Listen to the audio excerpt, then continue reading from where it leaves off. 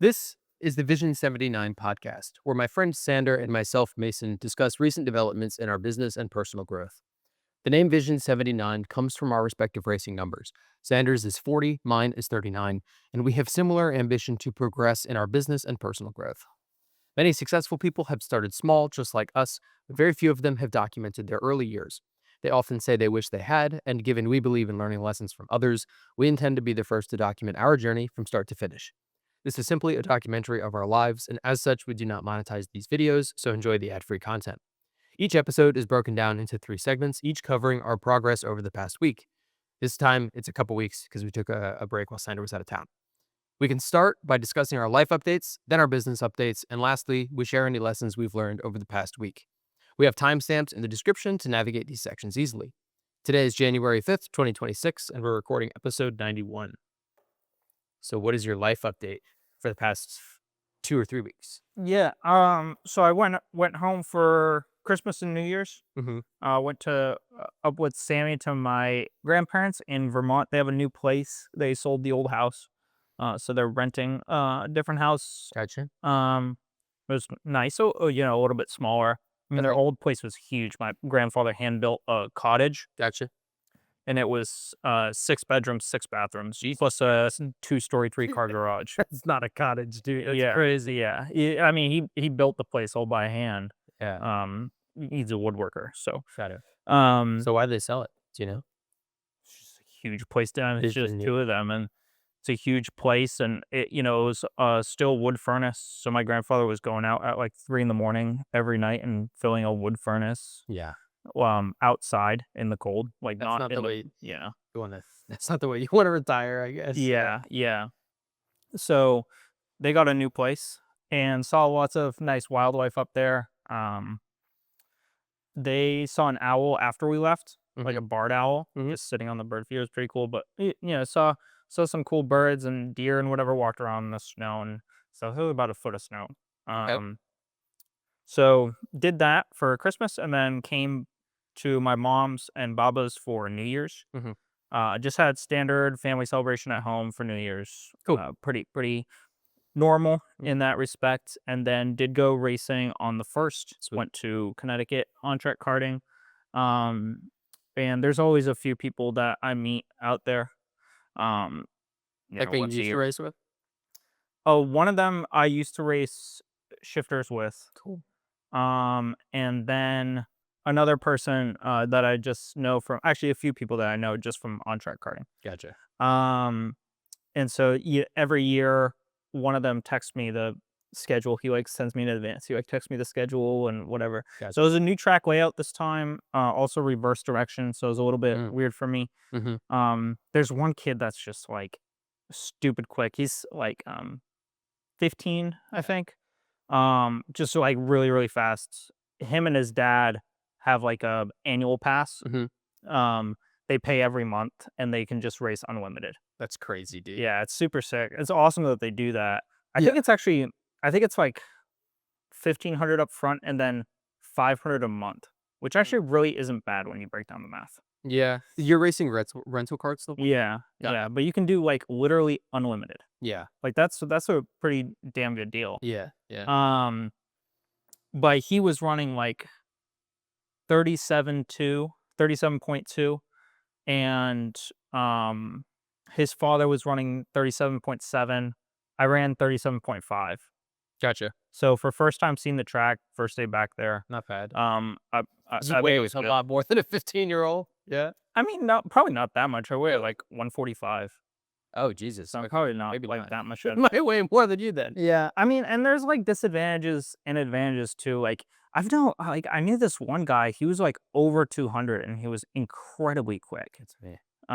But he like really used his body weight to hook the cart in the corners. Yeah. And so he like dog on the straights, but he carries so much more corner speed Mm-hmm. because he could just load up the cart so much better. Right. So I've known people in different weight categories that have all been fast. I mean, even like the top guys at on track karting, like our weight differences, like back when I like knew the track really well, Mm-hmm.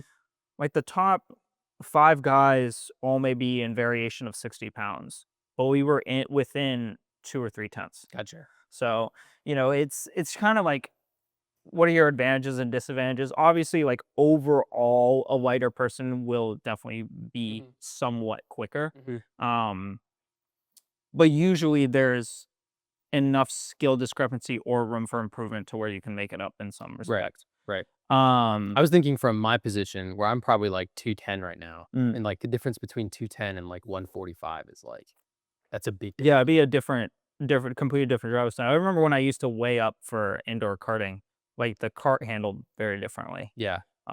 One thing that's challenging about weighing up too is the weights go under you. So there are Oh, these like big ballast? lead sheets, Yeah. and you put them in the seat, and then you sit on top of them. Mm. Um, and that really sucked because you can't manipulate the weight at all. Right. That's what I didn't like about it. Right. Um, but it's advantages and disadvantages. But anyways, I did that for New Year's. Um, enjoyed the time with family, and then came back here. I have, in terms of other life stuff, I have my third out of three Blue Origin interviews Cool. for a systems engineering position on Thursday. Congrats on making it through round 2. Yes, so I made it through round two. And now this is five back-to-back interviews for 5 hours on Thursday. Well, that's what the That's round 3 the is? interview. Jesus Correct. Christ, dude, that's crazy. Yeah, yeah. So it's a lot of interviews. I mean, it's like, it I don't know what they're gonna ask me for 5 hours, but go for it. I'll Yeah. do my best to answer. So, Yeah.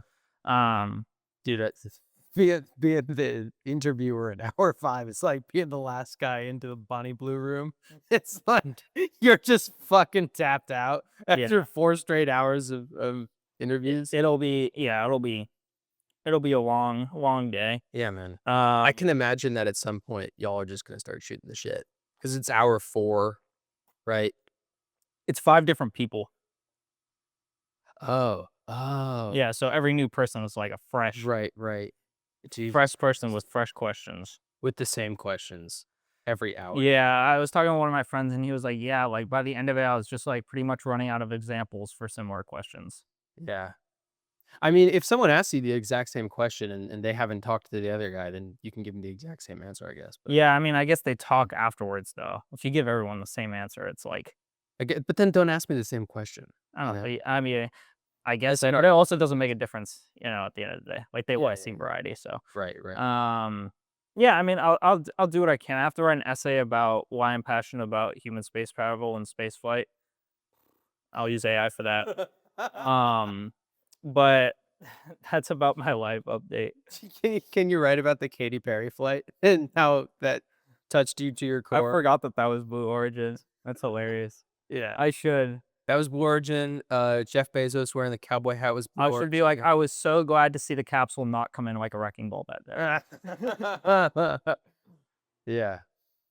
Yeah, that's a tough essay to write, man. I've had to write some bullshit essays in my day, but man, getting me to write one about work would kill me.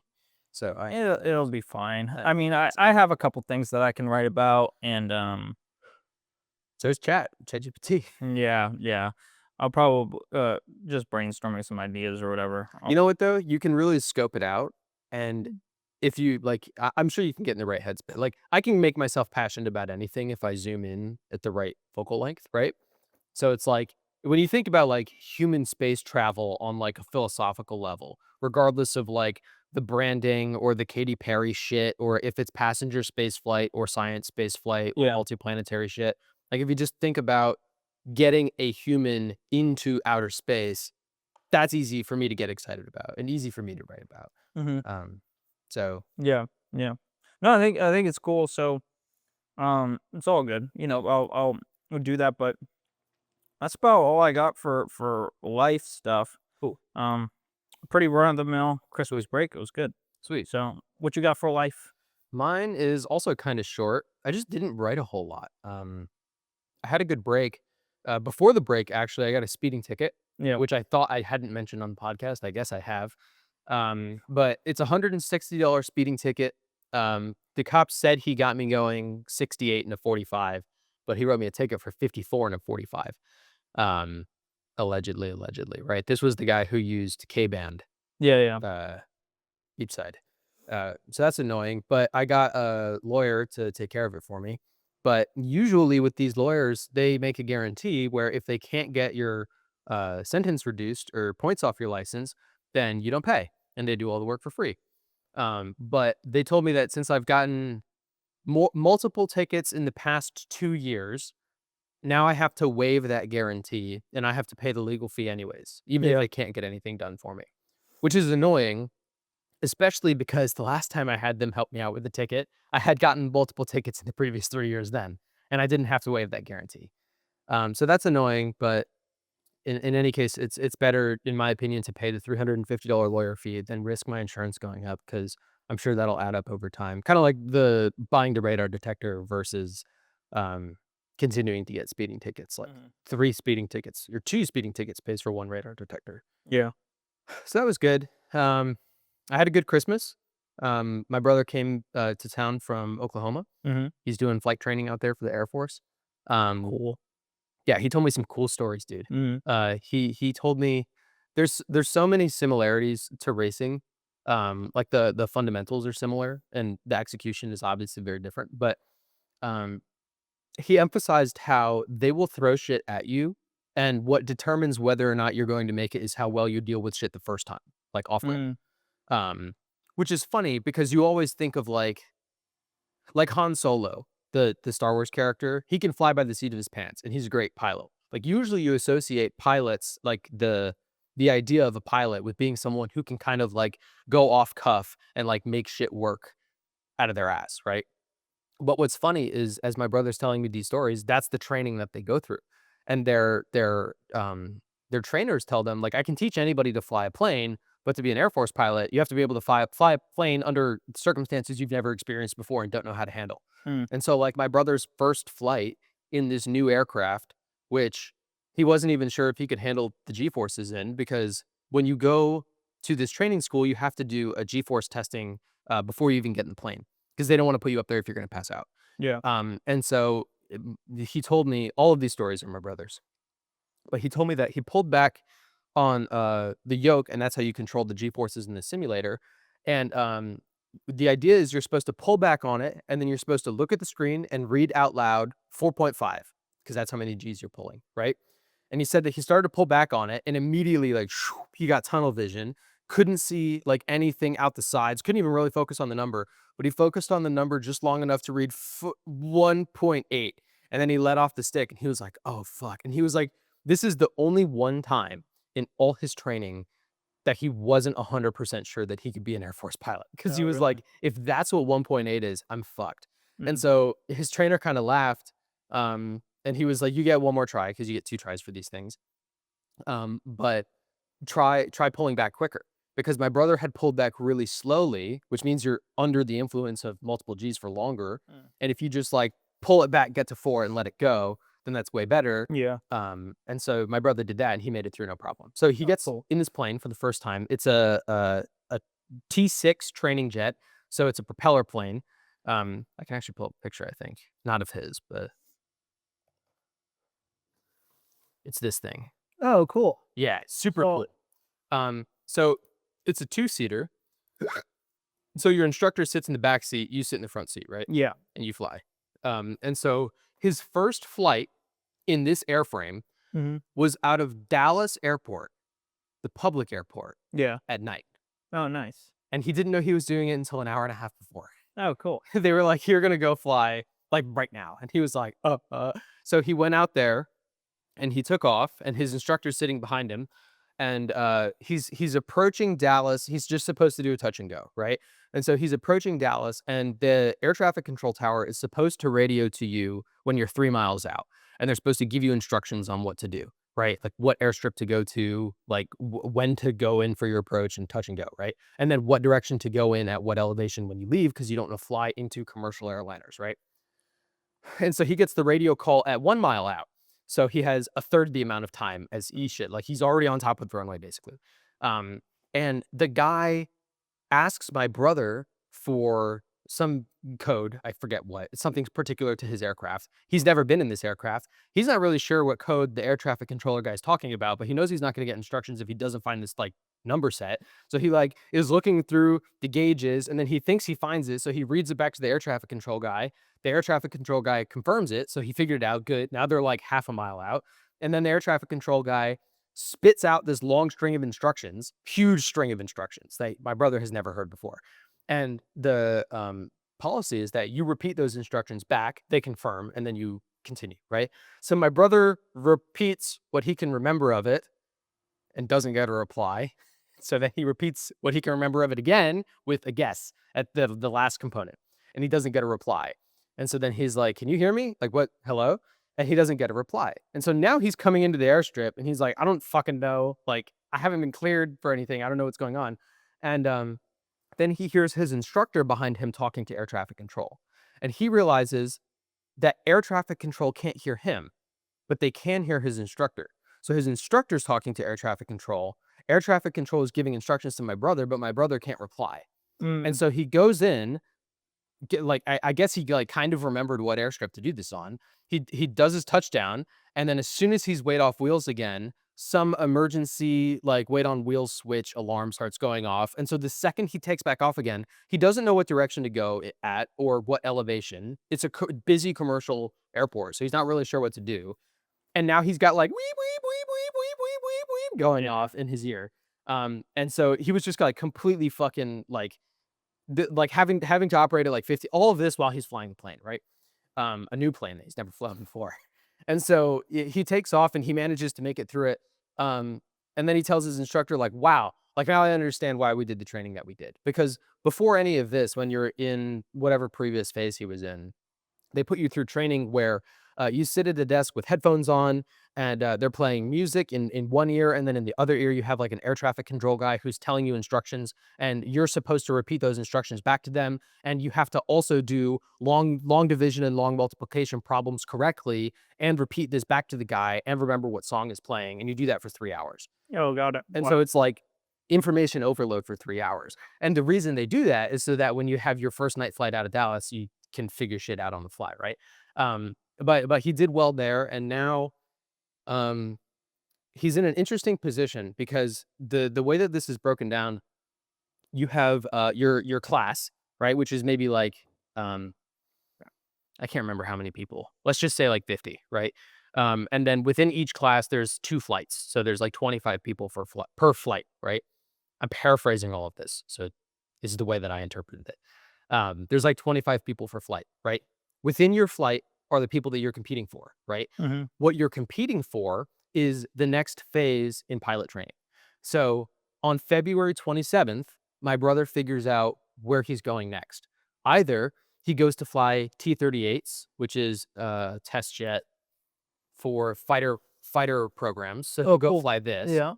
And then once you fly this, you're in the pipeline to fly fighter jets. So if you Okay. make it through this training, then you get dropped to your F-15, your F-22, your F-35, whatever, right? Fighter jets.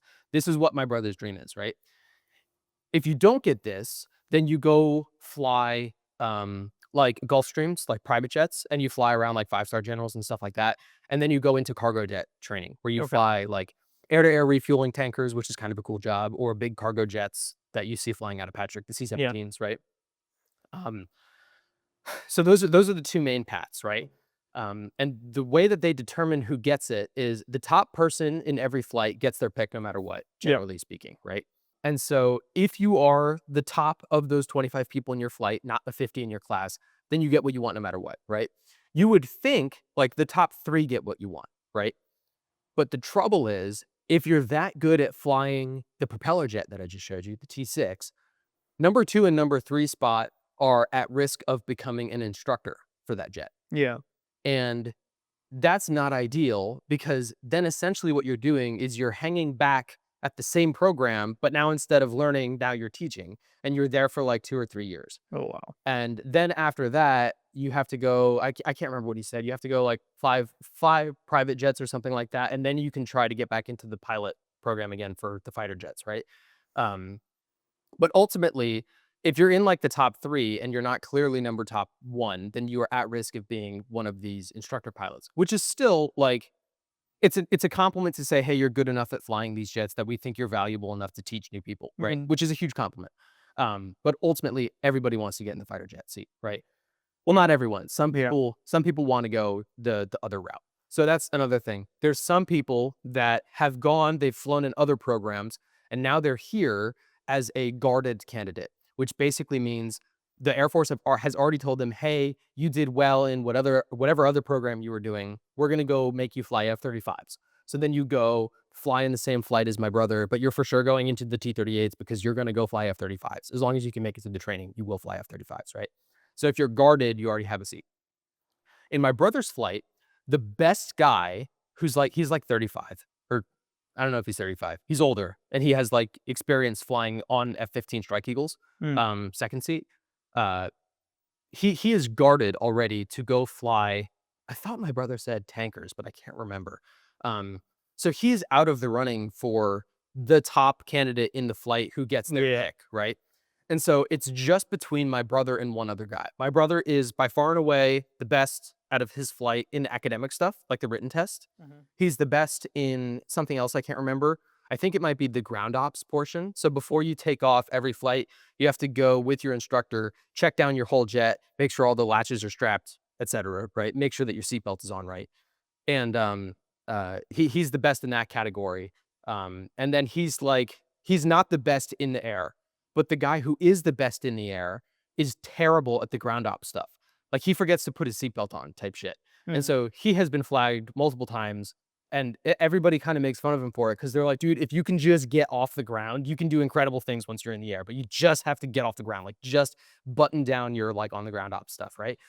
So that's the guy my brother is in contention for top spot.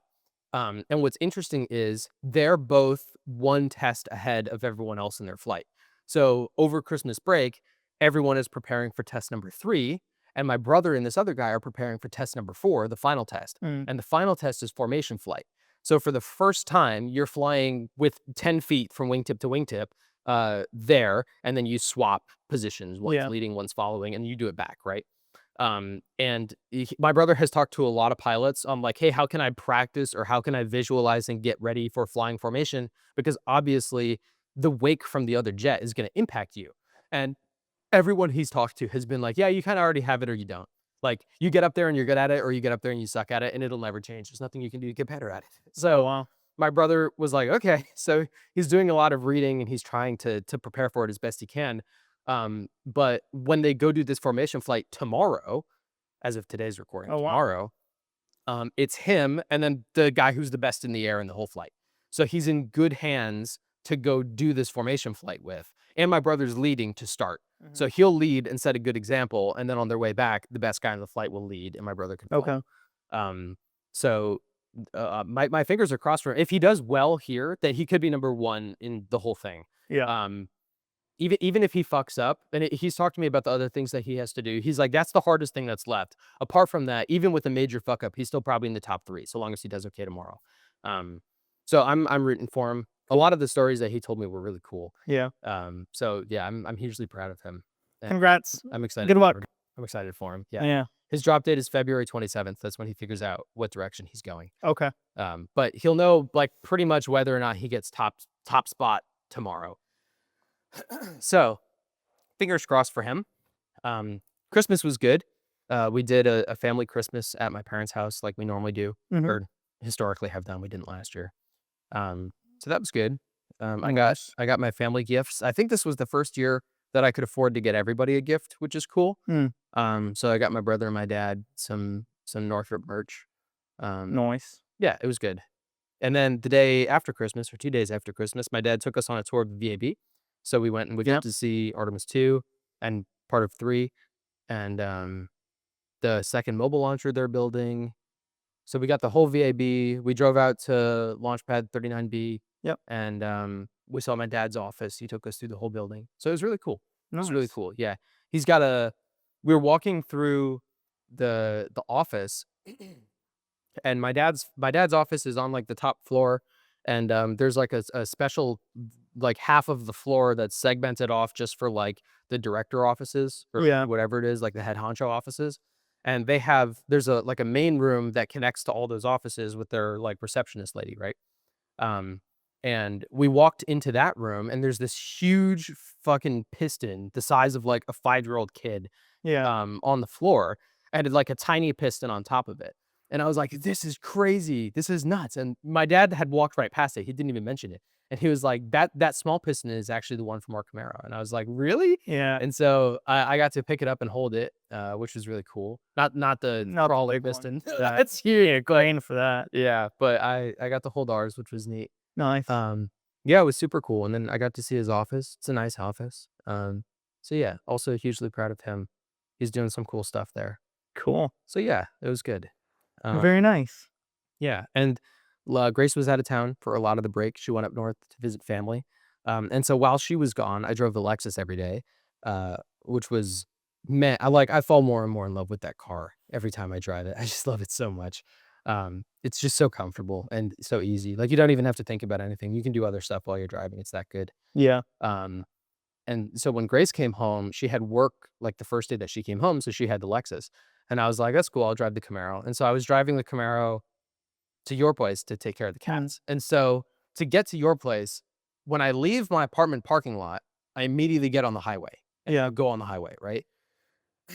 And so I get in the car, I let it warm up. I go to leave the parking lot, and I always like, make my adjustments, and I like get comfortable as I'm leaving the parking lot.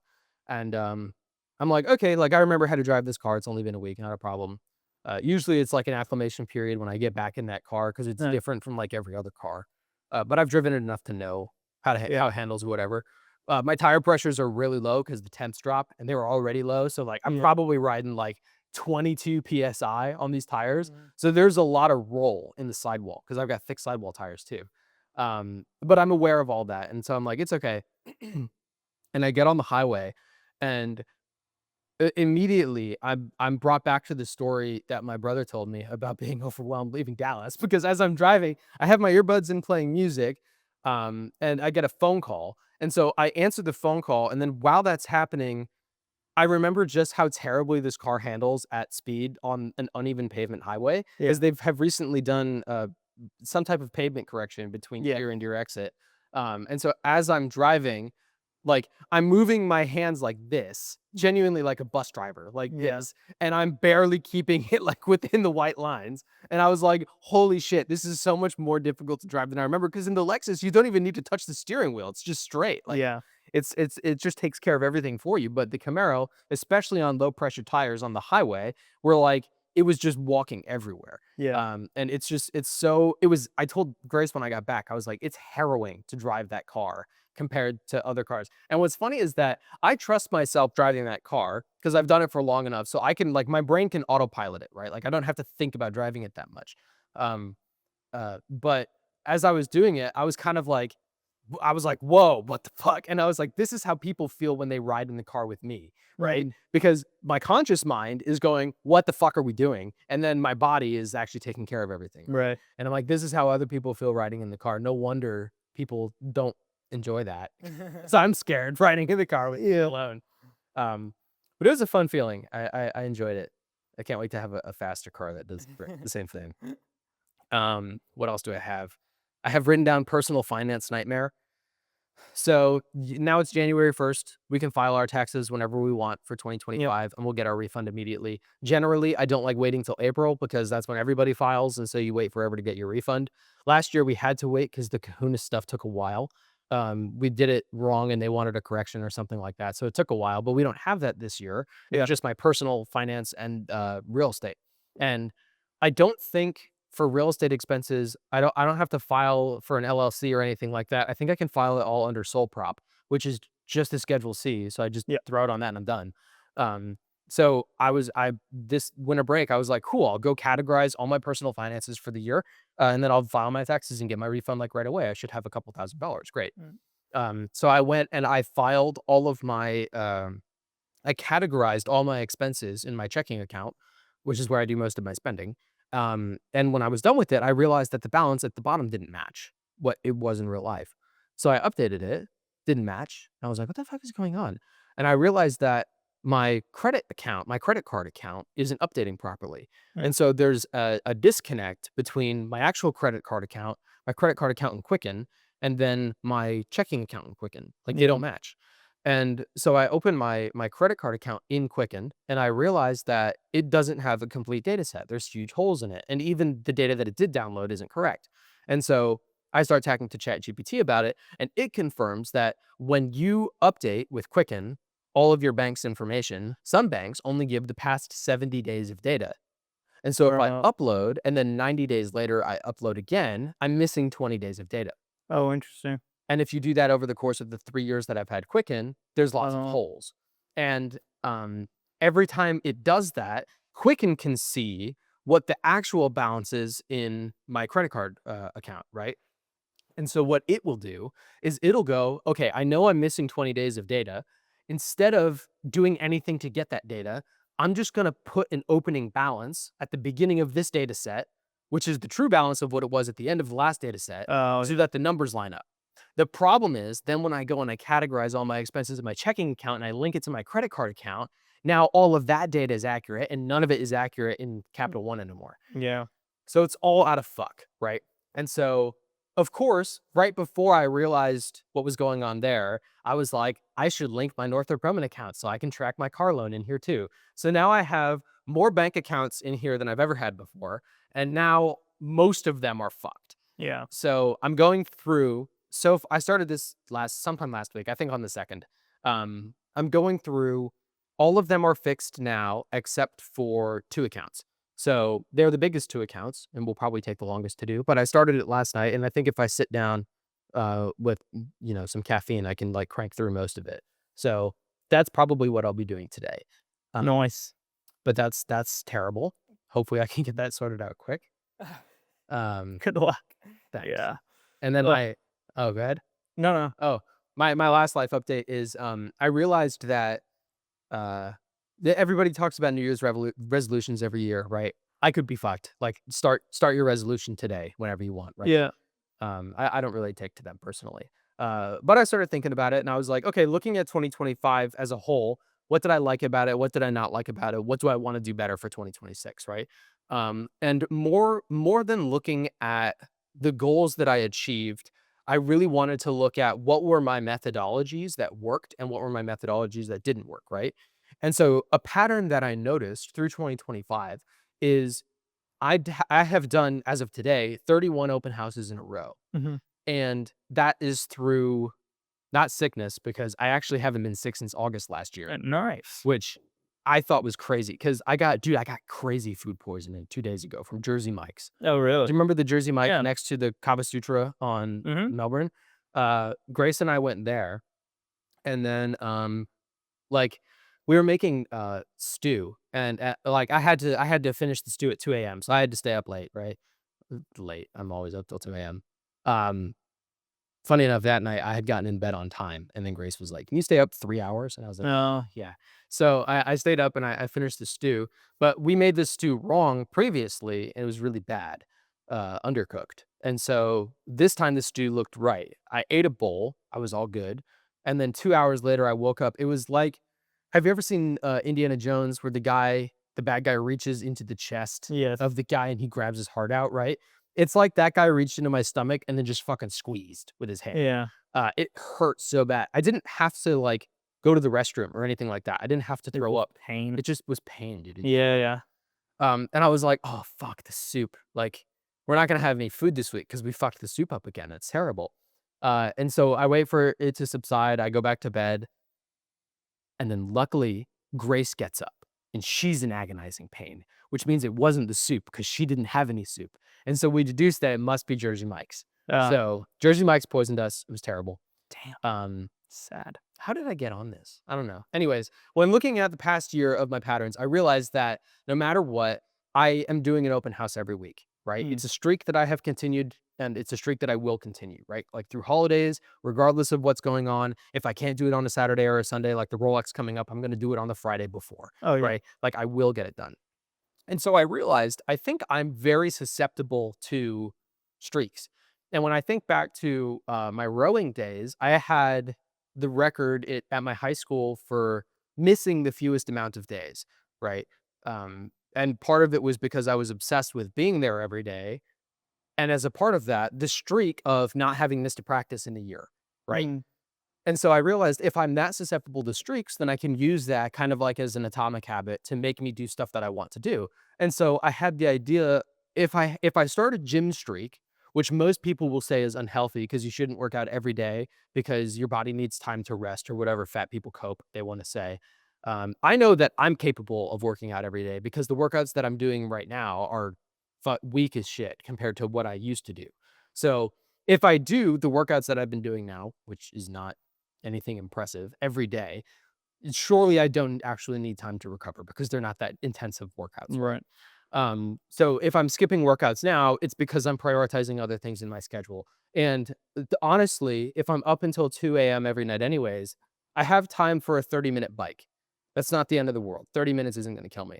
This gym is open 24/7 to me. Mm, So there should be no excuse for me at 1:30 in the morning before bed going down and hitting a 30-minute bike and going to sleep. And so I think that this year I'm going to start tracking my gym streaks and then reporting it on this podcast to see if I can do that. cool. Um, Nice. yeah, that's my life update. Very cool. What is your business update? So for business this week, I didn't do like really anything for business over the break besides think about what I want to do. Okay. In In fairness, fairness, you were with family most of the time, so it was not like I it was wasn't like a actually hybrid work thing, right? yeah, no. I mean, I did like answer customer emails, fulfill orders, make sure that stuff's like okay. Right. Um, and I launched a couple new products just before I left. Right. But other than that, I just thought about what I'm doing and why. And so just to recap the launch and that break work really quick. I watched the train track magnetic train or it's a geared train track product that will go upside down, round and round. It's like a monorail. Yeah, like a monorail except a toy. Right. And a 3D printing pen, which is pretty self-explanatory. And both didn't work very well. The train track shows some potential. Outside of the fact that my supplier texted me this morning telling me that the prices are quoted incorrectly in what I'm paying, and that it's as of this morning not going to be affordable for me to sell it. So that's great. Cool. Um, so That was the one that showed promise? yes, it is now unaffordable. Hot, dude. Yeah, so they originally quoted me as $5 differences between the base, the middle, and the top, Okay. and they were all pretty similar. It was like 36.40 and 44 to fulfill, Okay. and now it's 28, 39, and 63. Jesus Christ. And the reason that that really makes it challenging to fulfill is because what I was doing in my pricing structure is I was making the bottom, middle, and top tier in $15 differences. Mhm. So that when you looked at the bottom one for 51 pieces for the Gabba listed for $59.99, Right. and then you saw the top one for $89.99 with almost 3 times more pieces and 2 Let's trains, just go for that. it was just go for that increased customer value, right? And that seemed to be working pretty well. People were buying the second or third sets Right. consistently. Right. I had someone yesterday buy 2 of the top set, Hmm. which was awesome. What sucks about this new pricing is that I can make the bottom, top, or middle and top. Like I can adjust the prices accordingly, but there's going to be no incentive to fulfill the higher one because it literally cost me over double from the base Right. one to fulfill. So I literally can't do that pricing structure. It's not going to be affordable for me. Right. So that's what kind of kills that product. Did they tell you why they were doing the pricing increase? Because Yeah, they when they initially quoted it, they did not account for the weight differences, and so they used an average weight in order to quote it versus they didn't use individual package weights. So it's an error on the supplier side when they quoted it. Hmm. That's why it happened. So that sucks. yeah, I mean it is what it is. Um, but the ads, like pretty much all of the advertising has collapsed. The old ad is not profitable. None of my new ads are profitable for the ground phone. The train track I can pretty much no longer run unless I raise prices and it continues to sort of work. But like even at the level that it's working, it's not anything to write home about. It's like basically break even, a little bit better. Right. And the 3D printing pen just pisses money down the drain. And so, um, I'm looking to get rid of the business. Okay.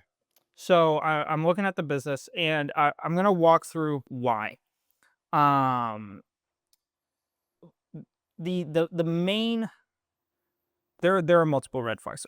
I'm gonna go down the list. I thought I could kind of divert a little bit, but I don't want to. We have time.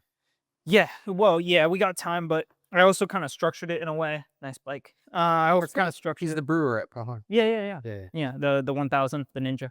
Yeah. It's a nice bike. It's a brand new green ZXR.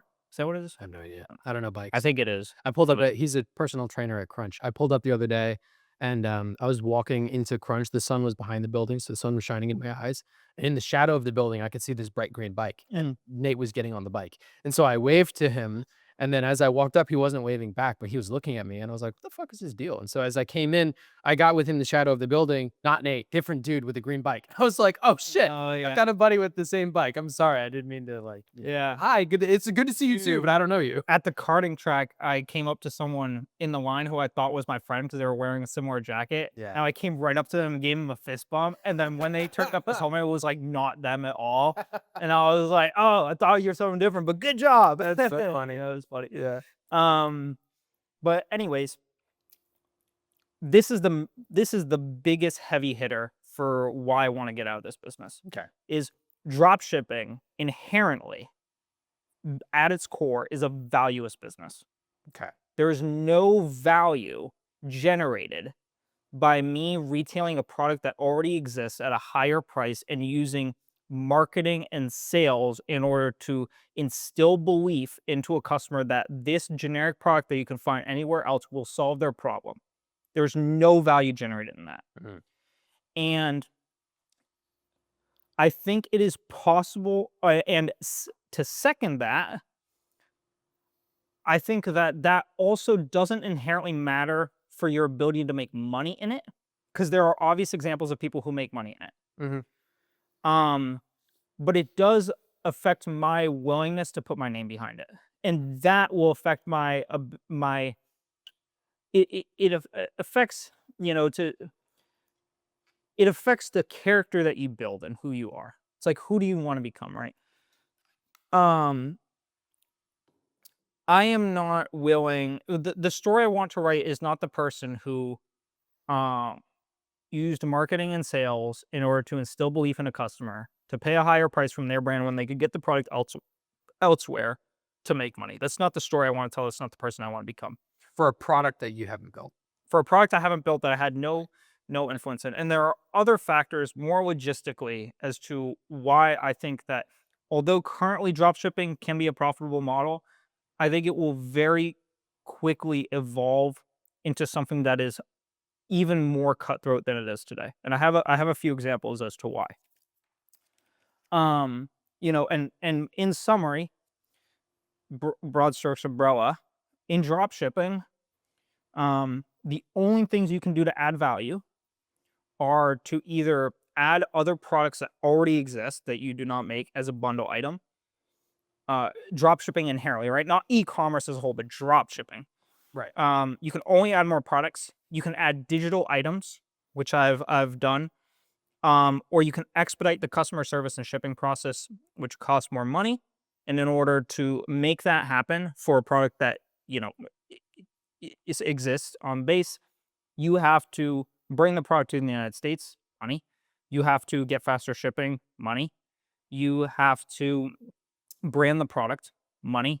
And this also requires investment in something that, like, inherently, basically, unless you design the product from scratch from a branding perspective, the product will never have any inherent value that you can present and differentiate it genuinely through the market besides what you can convince someone it does or what you can show about it, Right. right? It's like, I'm not willing to be in a business where, in a basic example, I sell pencils. Mhm. And just because I show prettier pictures of the pencil drawing than the person next to me, I make more sales of my pencil, Mhm. right? That's like, it's despite that the customer may have more belief in my pencil because I show that, despite that the customer may be willing to pay more for my pencil because of that, I know on the back end that my pencil is no different than Jimmy's pencil. Mhm. And I am not willing to be in a business where just because the customer believes that the pencil is better, they buy the pencil from me. There's like there's no value generated in that. Yeah. It's zero. Um, Can I riff off that yeah, example? yeah, yeah, absolutely. One of the things that comes to mind as well is you were mentioning how over the Q4, um, yeah, there's a profit lift, but you also have to spend a lot more on ads to get your ads in front of more people. And the big dropshipping companies who can funnel a ton of money into ads are going to have their ads shown to people first, right? Correct. And more qualified people. And so then you could say, not only are customers buying your pencil because it has a better picture, but also they might not even know Jimmy's pencil exists. Right. They may have only seen ads for your pencil, and that may have been the first ad that they saw, and it was good enough to buy. And so if you're Jimmy and you have the same pencil, even with the same pictures, but you can't afford to get your pencil in front of somebody before they have seen the other guy's pencil, then they'll just buy the other one first too. Right. Exactly. And there's just no value during that process. It is purely for profit and self gain. That's what the business is. And the model is very sexy. You know, hands off. You know, the model is really a cool model from a business perspective, but from a value generation perspective and from a self growth perspective and who you want to turn into as a person, I think it's largely valueless. And for that reason, I want to get out of the business. Mhm. Um, now the logistical of where I see dropshipping is going, this is especially changed in the last year to 6 months, with the come up of AI. Like Mhm. really, just AI tools coming to the next level. Right. How is the do I see the business changing? You used to deal and still currently deal with a lot of people who will either steal your site, steal your ads, steal other people's credit card info, and then run your stuff as their own stuff, pump it, get banned in 3, 5, 7 days, and then drop it, do it again, right? You deal with these like pump and dump kind of drop shipping people from foreign countries all the time. That's a constant that's been, scammers have been here since the beginning of time. Right. Um, why is it changing now with the advent of AI? I was doing some product research in December, still when I was kind of, into this business, trying to figure out what I was going to do. And I stumbled across a few things that really changed my perspective on it. One is I saw a sticker maker Mhm. for kids. It prints stickers Mm. on demand. The way it worked is a kid could talk to this little box and say, "I want a warrior on a unicorn crossing over a mountain." And within seconds, an AI image is generated in this box and the sticker is printed. That's cool. Very cool. That is going to become way more common in the next 6-12 months. Mhm. And that is not something in China with mass produced products like this always lags behind in that trend Mhm. consistently, right? And there's also this consistent idea of like Chinese products are cheap and crappy and it takes a while. They've gotten a lot better, but that arc takes a lot longer than smaller companies who are coming from a development standpoint with genuinely new ideas and Right. creative ideas. Right. And with AI, those new and creative ideas are implemented much more quickly, especially on a small business level. So companies that are making this sticker maker, right, Yeah. will be able to implement them a lot more quickly than mass production manufacturing companies in China, Right. right? Likely. Right. At least that's what I predict. So when a parent sees that, Well, and on top of that, there's a lot of manufacturing that's coming to the US, yes, yes, which will also undercut China. correct. Right. So And when a parent sees that, exactly. And when a parent sees that a kind of product like that, why would you buy something that doesn't have that level of interest and right. engagement? Right. Right? It doesn't make sense. Um, and then the next thing I saw was um this is what really started to get me to think about AI and how it changes dropshipping. I found a product. It was marketed to me So this was just me scrolling, looking around for products, but also just kind of scrolling a little bit, checking stuff out. I found a product that was a car alarm clock. Mhm. And when the Funny that it's been marketed to you. yeah, yeah, exactly, right? I mean, It's the no, algorithm's good. well, it's funny because, like, you have bought a wide range of alarm clocks to Oh, try to yeah. wake you up, so it's funny that, like, they're also showing you an alarm clock because you have a history of buying Yeah. alarm clocks, yeah. And I actually wanted the product, so I actually just looked for the product in general, Okay. as well as to ask my supplier about it. I started looking into the product more, and so the advertisement was good. It was this alarm clock. When the alarm goes off, the car will like display lights on the exhaust and make engine rev sounds. It's cool. So I was like, this is a neat product. Mhm. Um, I saw their website. Their website had multiple different variants. All looked really legit. Had a checkout page, customer reviews, pictures, videos that were generated. I also found the product on Amazon, Mhm. with the similar listing, and I found them and like one other person that was doing a similar product. Yeah.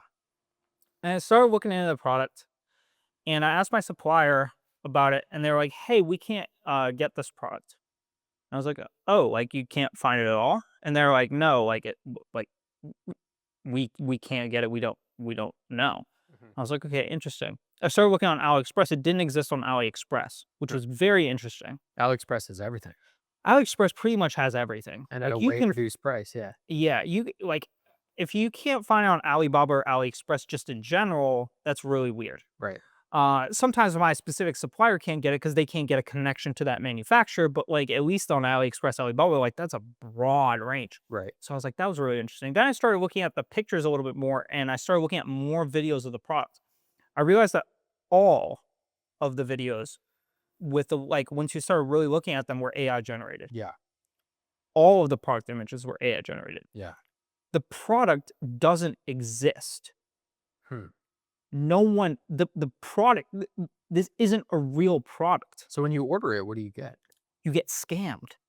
Even on Amazon? Yes. Really? Yes.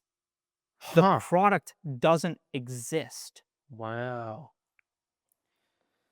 So when I saw that, I was like, "Oh shit. Now this isn't people like pumping and dumping credit card information. Yeah. This is people creating genuine brands around stuff that's not even real." It's getting close, dude. Grace showed me a picture yesterday. It was a photo taken by a cat owner, and, the photo was from the perspective of the person holding the cat. They're holding him like this, Mhm. and so he's got his arms up like this, right? And, his coloring he's a black cat, but he's got a white patch, like, on his chest here, like some black cats do, Yeah. but he has this coloration where it looks like he's wearing a tie, Oh, yeah, yeah. right? And she showed me this picture, and I was like, "Oh, that's cute." And she swiped to the next one, and it's like in the dark in like their living room or something. It's like, late at night or something like that. So like low visibility. And like I looked at it for like a second and I was like, I think that's AI. And she was like, "Really?" And I was like, "Let me see." And I picked it up and I looked and like I had to get so into the detail of, like, the fur in the cat's ear just didn't look right, Yeah. and, like, his paws, the way the fur was separated just didn't look right, Yeah. and I was like, "I think this is AI," and so she went to the comments, and most of the comments were like, "This is so cool," like, boomers, Yes. and, like, very occasionally, there was someone who's like, Dude, AI is getting good," and I was like, "Oh my god, this genuinely, there will be a day where In the next 6 months, you in will the next not be 6 able to months, know. there will be a day where you will identify your last AI image. That's it. Because at a certain point, it's gonna get so Yes. good that, like, do you remember I was It's scrolling very through close. dude, I was scrolling through our bar stuff showing someone Adam the other Yeah, day. yeah. We were talking about kava bars, I can't remember, and I was like, "Xander and I have gigabytes of shit," and so I was showing him some of our early renders of, like, what we wanted a bar to look like from, like, ChatGPT 2, Right. and, like, we would ask it to make signs, and, like, it couldn't make letters and numbers, so it was just, like, fucking Sanskrit and, like, random shapes where letters should be, and I was like, "Oh, man, do you remember when AI couldn't spell? Like, when it didn't know letters?" Yeah. Or eventually it learned letters, but it couldn't spell words, Yeah. and now it's to the point where it's like, man, like, you're right, in the next 6 months, there and the worst part is you won't know when it happens. When you see your first AI image that you can't identify, you won't know that it's happened. Yep. And so when I saw that, I was like, "Oh, shit." Yeah. Because now it's not only I would be marketing to try and compete with big brands or Amazon or whatever. Not only would I would try to be convincing people that my product, which is generally the same as other people's products, solves their problem better just through advertising and marketing. I'm also competing against people who create impossibly good products that look impossibly realistic. Right. And now, when those people buy those products and they never get fulfilled, why would they ever buy from anyone they don't know? Hmm. Why would you? Right. If you get burned like that 2, 3 times, you'll never buy from anywhere non-reputable again, Right. What's crazy is that Amazon is supposed to be the reputable place. right? Like That's what's really terrifying. when I think of online shopping that I can trust, I think of Amazon. Like that's immediately where I go. Yeah, and I'm sure that Amazon will crack down on it. They'll find a way, Yeah. right? Because they have a massive reputation Right. to uphold, But right? this one got through the cracks. Got through the cracks. Right. And so, looking at this stuff, I was like, the there will come a time in the next 6 months where it's not only very challenging to compete as an honest business person, it is impossible. Hmm. It is fundamentally almost impossible In the online space. Yeah. in the drop shipping space Right. Right. specifically. Right. Um, and I mean all the reviews AI generated, but everything. Right. And I was like, this is not a game that I'm willing to compete in. Hmm. I'm not willing to do that. I'm not willing to just scam people out of money for which is where this is going more and more. Right. Um, and with this stuff like brand importance and niche toy importance, like the sticker printer, are really important. Hmm. Like that niche style and that like specificity and that authenticity and that brand side is becoming more and more important. I think e-commerce is an excellent platform, but without the backing of something real or a presence that is undisputably not AI, Right. Like celebrity or right, well or some and physical service that you add to whatever you do e-commerce. So let's say you do a physical service, but then you have a website online where they can go buy stuff as well or fill out a form or whatever, white right? glove Like service. Yeah. coupling that together is powerful. Um, but from a just solely digital space where you never touch anything physical and you have no physical presence, it's going to become near impossible. Yeah. And so with that, I was like, I I don't want to compete in this space. Hmm. This is going to become by and large foreigners scamming the internet very quickly with the incredible power of AI, and it's going to become a train wreck. Right. So I was like, I want to get out of this sooner rather than later. I don't know what I can sell the business for. I have no clue. It will be very likely a loss regardless. Um, Do you think you could sell it back to the mentor who sold it to you for the same price that he sold you the probably business? potentially. Okay. I don't know. Um, I need to do something though. Right. So what have I gained from dropshipping? I understand the model really well, the dropshipping model, but I've also um have at least proven to myself, regardless of, I know everyone says you gotta stick with something for a decade and blah blah blah, and like I get that. Like, trust me, I had all the voices go through my head. Um, at least to myself, I've proven that I can stick with something for an extended period of time that I completely hate. Hmm. There was largely nothing that I enjoyed about the e-commerce model outside of the potential to make money, Right. and um, that was pretty much it. I mean, I never really enjoyed building out the advertisements or building out the websites or doing this Sure. product review. Like as time went on, it just became more and more painful.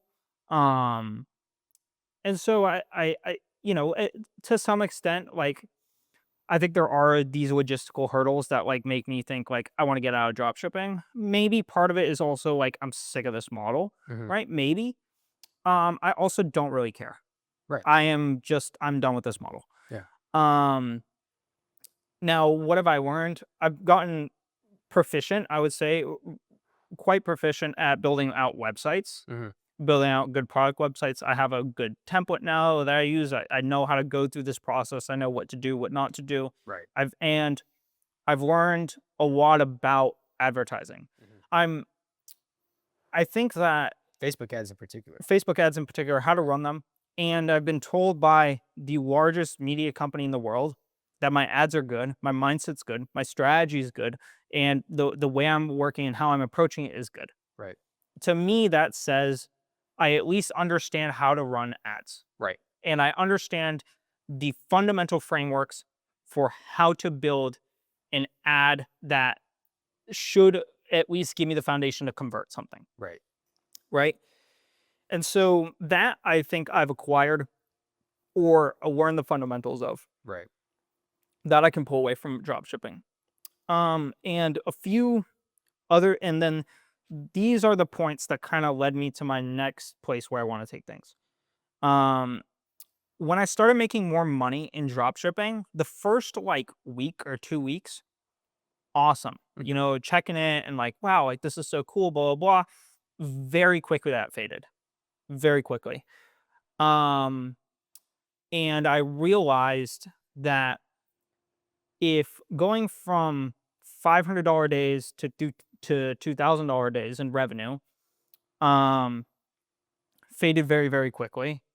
2 to 4 will fade, and 4 to 6 will fade, and 6 to 8 will fade. Because I mean, I remember when I started, I was dreaming about $1,000 days. Mhm. And I was hitting 1,500, $2,000 days very consistently. Um, and so when I realized that, it kind of set in for me that like I think the inherent problem that I have with this model is that it does not fulfill me in any way from a value standpoint. It's not even like the work needs to be like it's not that the work needs to make me happy. It's that like there's no value generated in it. Mhm. And that is inherently completely unfulfilling and unrewarding. Right. And the financial like I thought about it. I was like, okay, like what do I do? Let's say I make a bunch of money drop shipping. What do I do? Right? And it's like, well, I would go into something automotive related, Mhm. right? And so it's like the end goal is to do something in the automotive space. The longer I wait, the more I'm out of it, the more I have to catch up. Mhm. That's problem one. Um, and then problem two is that I limit the amount. Like every day that I live, I have one less day on the tail end Mhm. that I can pursue what I love. Mhm.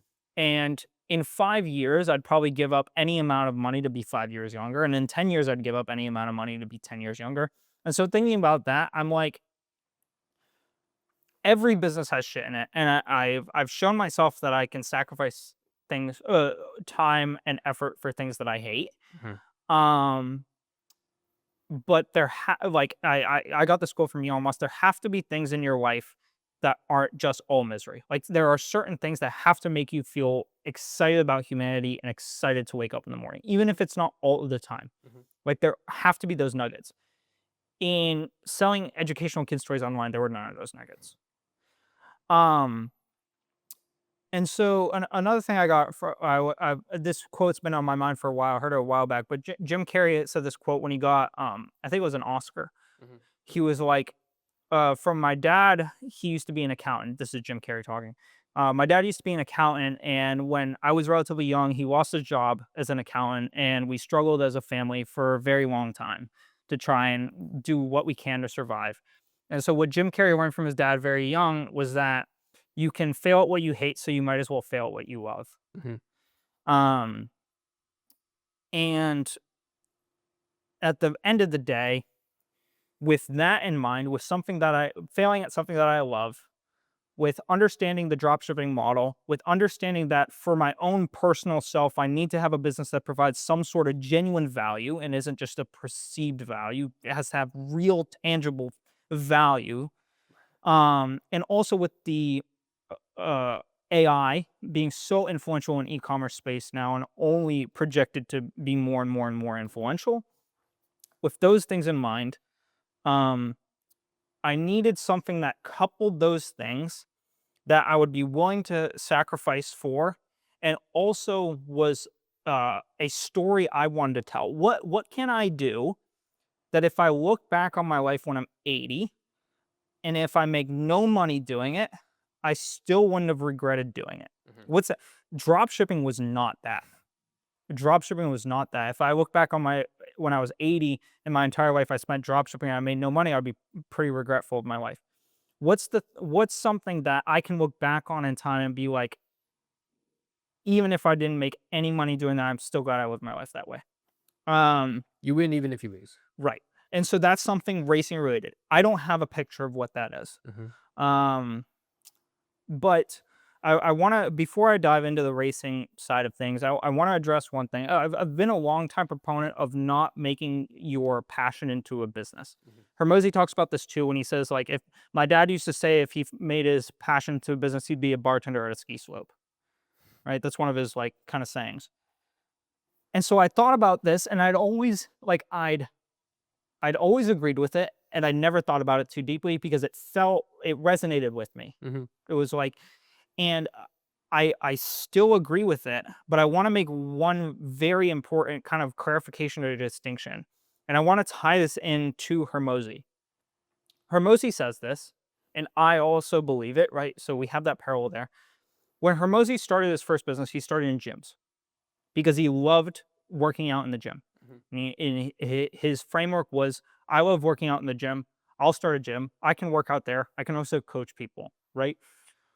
So his framework was, now what he didn't do was say, I'm going to go work out at the gym and just work out and work out and work out, and something will come along my way.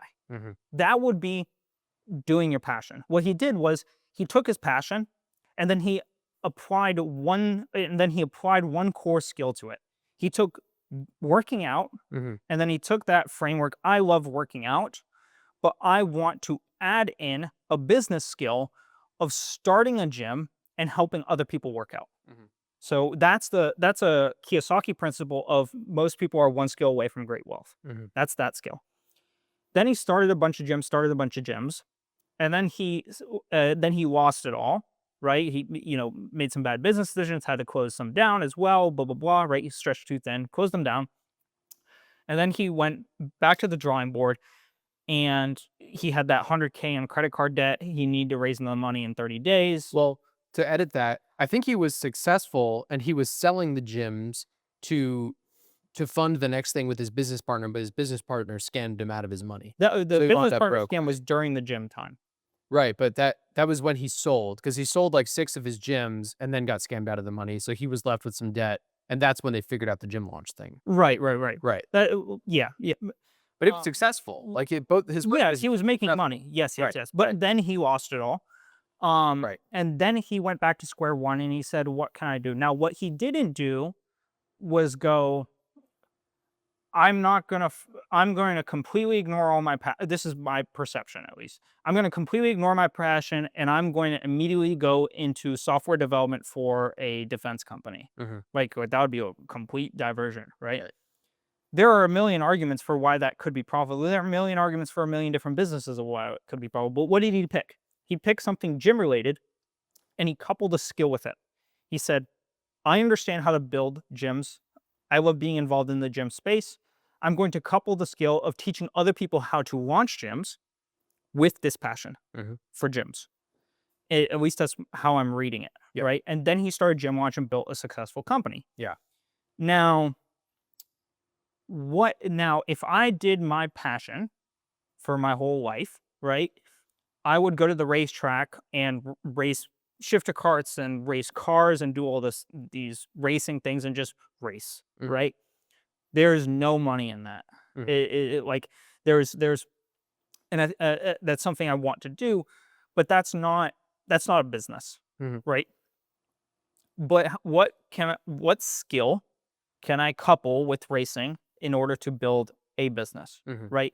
Because that's kind of where I see I can put my passion, put my effort, generate value, and couple it with a skill in order to solve some problem or provide some value. Right. So I don't have clear direction on this. I only have ideas, but I know that the first thing I'm doing is I'm going for my MSF2 certification. MSF is Motorsports Safety Foundation, and 2 is just the level 2. Gotcha. Um, what that does is first you do MSF1, which is just an online course. Then you do MSF2, which is 4 HPDE events, which stands for high performance driving experience events. Mhm.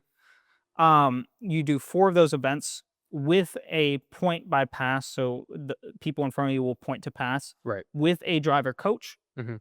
And after those 4 events, if you do well, then you're awarded your MSF2, where you can be a licensed coach, not only for the PCA, but also for a number of different organizations around the country at almost any track in the country. Cool. So I essentially can become a licensed coach. Mhm. Why I want to do that? For a few reasons. One is I want to do it in the Porsche. The reason being is I want to do it with the PCA, Mhm. and I want to establish a good name and reputation with the PCA. Mhm. Um, and the reason I want to do it in the Porsche is because looking back at this year and looking at this business, the business I was in, I would think I learned a lot, but I also at the I looked back, I was like, I think I've learned a lot and I've grown in some respects, but I'm also very broken at this point. Like I feel like very weighted down. Mhm. And just from a personal standpoint, regardless of, what Hermosi's take on it would be or whatever, um, I want a small win. Mhm. I want a small win. And I think that not having a look at the Porsche sitting on jack stands in my garage would be a great way to have that small win. Mhm. And it would give me, and that car is already set up for racing. And so to couple it with something useful that I can do, I think is valuable. Mhm. And so I want to get the Porsche running, get the Porsche fixed, get my MSF certification in that car, and establish a name within the PCA community and the vintage Porsche community. Mhm. Because that's something I would love to be involved in. Right. Additionally, by getting back involved in motorsports, my intention this year is not to create the all-star business. Mhm. It's not my intention. Maybe I'll figure out my plan for that this year. That would be wonderful.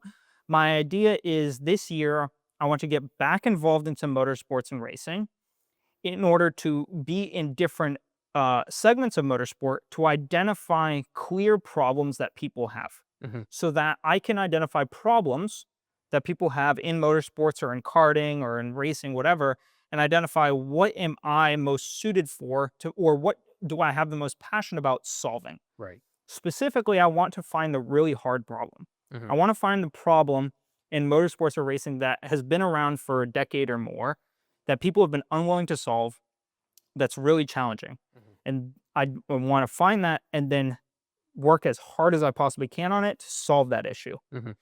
right? And there's so many different ways that this could do it. I could, go about this from big and small, right?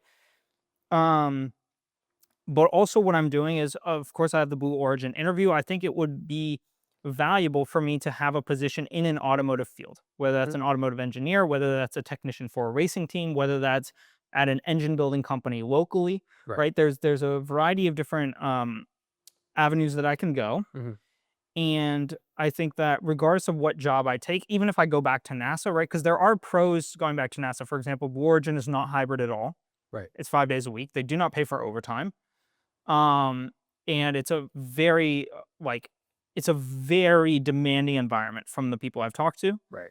NASA is hybrid up to 2 days a week working from home. They do pay for overtime. I can likely go back. Even if I had a Blue Origin offer, it would be really interesting to go back and say, I have this offer. I know you want me. What can you offer me now? Right. Right. So there are leverage points that I could do. Right. Um, and Sammy said I was kind of a masochist, but I think that the pain associated with having to look back at the same people that I left 4 months ago and go, "I'm back," I think I have a hunch would build me into someone stronger, Mhm.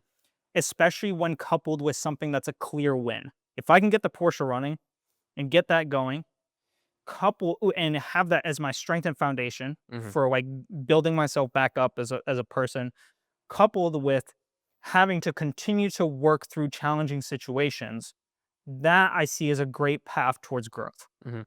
And so I'm kind of weighing these different things. Um, but a couple of the ideas I had doing research was over the winter break. I was really curious as to what coaching tools are out there for karting, Mhm. and racing in general. What I found was the car racing community has a lot more data analysis and integration than the karting community. Yeah. And what I also looked into was what AI tools are out there. I do not want to have an AI tool business. There's Mhm. already too many. It's only going to get worse. That's Right. not what I want to have.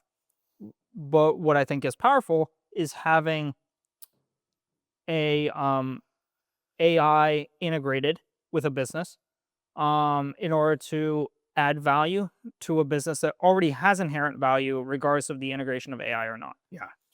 Um, so what I was looking at is uh, how what AI tools are out there for kart racing. Mhm. There's only one right now. It was formed about a year ago. It's called Apex AI. It's terrible. It's horrible. I bought it for like $30 a month or something. I got Right. 1 month. Right. I tried it. Out of the 8 questions I asked it, it was only able to answer 1. Jesus. That is Yeah. terrible for Yeah. AI. And the Now, only one it was able to answer was approximately the most basic question I asked was, "How do I set up a cart for the rain?"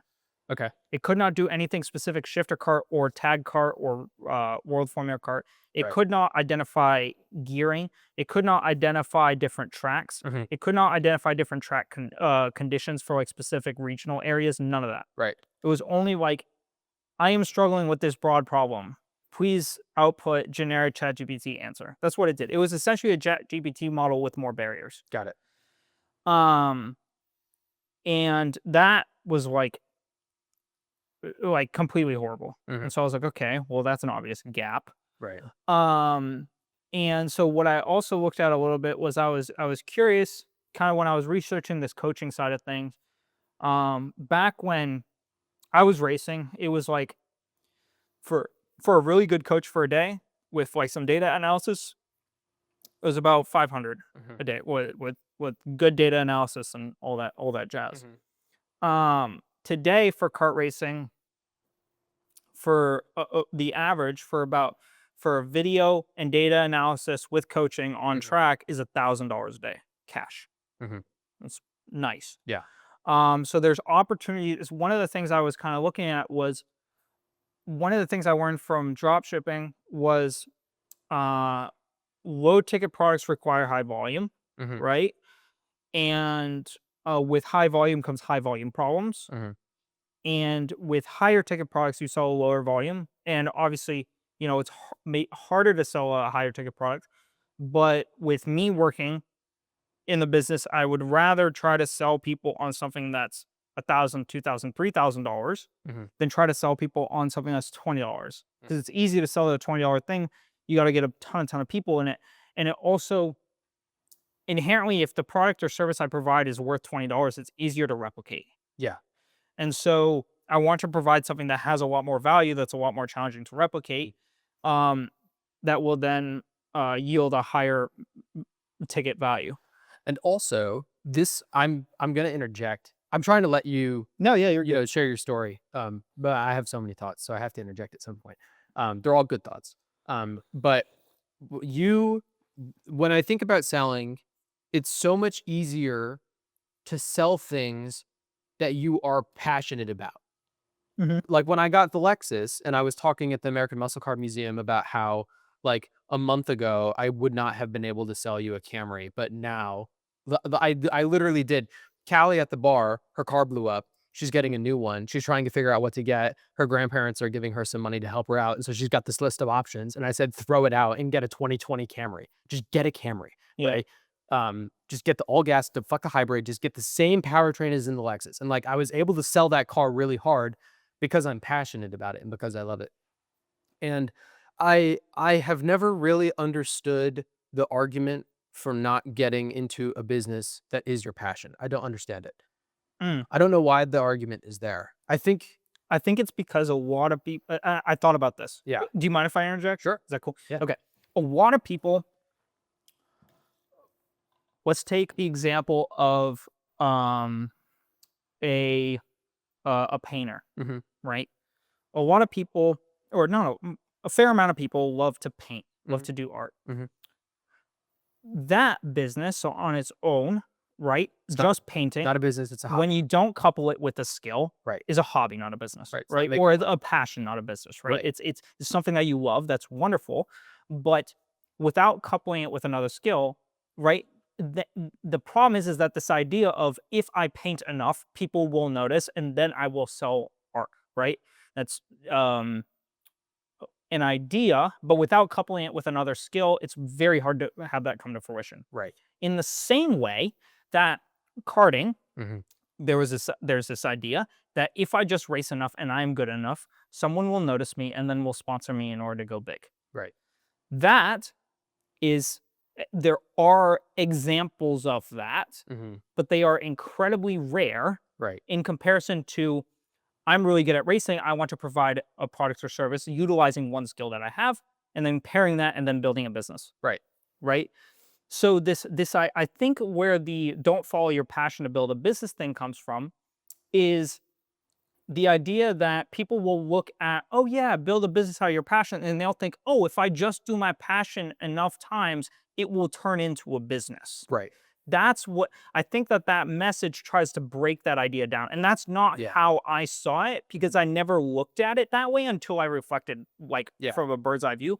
I always thought I always associate it with it as a very cold, like just pursue things that have opportunity, Mhm. right? And I think there is place for that, right? Like there are people who have boatloads of money and they decide to invest in concrete, right? Yeah. Very few people, I think, in this world, besides a special few, have a deep passion for concrete, Right. right? But they have disposable income. They see an opportunity. They invest in it, Right. right? Now, the passion aspect of it for someone, let's say, that wants to be an investor, Mhm. right? The passion aspect for them might be, I love trading, I love investing in stuff, like markets, Right. right? Maybe that's their what gets their gears going. Right. And then they see concrete as a vehicle, and then maybe the one skill that they apply to it is research and analysis into concrete. Not a big passion for concrete, but if they acquire that skill, then they can couple it with something that they're passionate about Yeah. and then go for it, right? Some people's passion is just making money. What I thought initially about dropshipping was my passion could be just to make money so that I could have freedom of life to do the things that I love. Right. That I realized becomes very, very dry Mhm. very quickly, but it doesn't only become dry because discipline can get you through the dry period. What I saw it doing was no longer building me into the person I wanted to become. That was the biggest red flag for me. It wasn't like that, oh, it's hard, because there's plenty of shit that's hard. Right. It was the, oh, wait, I'm not It's not becoming a fulfilling. better person from this process. Right. So not only am I sacrificing my time, my energy, not only am I pursuing something that I hate, which just requires pure discipline, Mhm. but I'm also not even building into a person I want to become. That was like the thing that was like the biggest hammer. Right. And so I think that this idea of like don't follow your passion comes from the idea that people think that if they just do their passion long enough, someone will notice them and then just sprinkle them with money. Yeah. Right. And that's a false idea. And I think that's what it attempts to break down. But I think it attempts to break it down in a very condensed way where Yeah. when you condense it so far as to don't follow your passion, you lose the true meaning behind that phrase. I And think I lost that. I think it's really poor advice from Hormozy because it's misdirected. Like it's boiling it down to don't do something because you could fuck it up, right? Like, okay, here's a good example. In high school, I was friends with someone. This is fake, but in two high schoolers, right? One of them isn't really passionate about going to college, but they know that they have to go, right? So they're just going to pick a degree, Yeah. right? I chose engineering, right? I wasn't like, I didn't think I could be an engineer when I went to college for engineering. I was like, my dad did it, and I like working on cars, so Yeah. that probably applies, right? But as soon as I started calculus one for the second time, I was like, ah, fuck, I don't know if I can do Mm, this, right? And then someone else in high school decided to go to college for gender studies, right? My mom always ragged on business majors and gender studies, yeah. right? Because we're both in college for something we're mildly interested in, but mine's going to pay money because no one pays gender study graduates Right. to do gender studies, right? Doesn't make money. Same with business, same with psychology. My mom always ragged on those majors for that reason.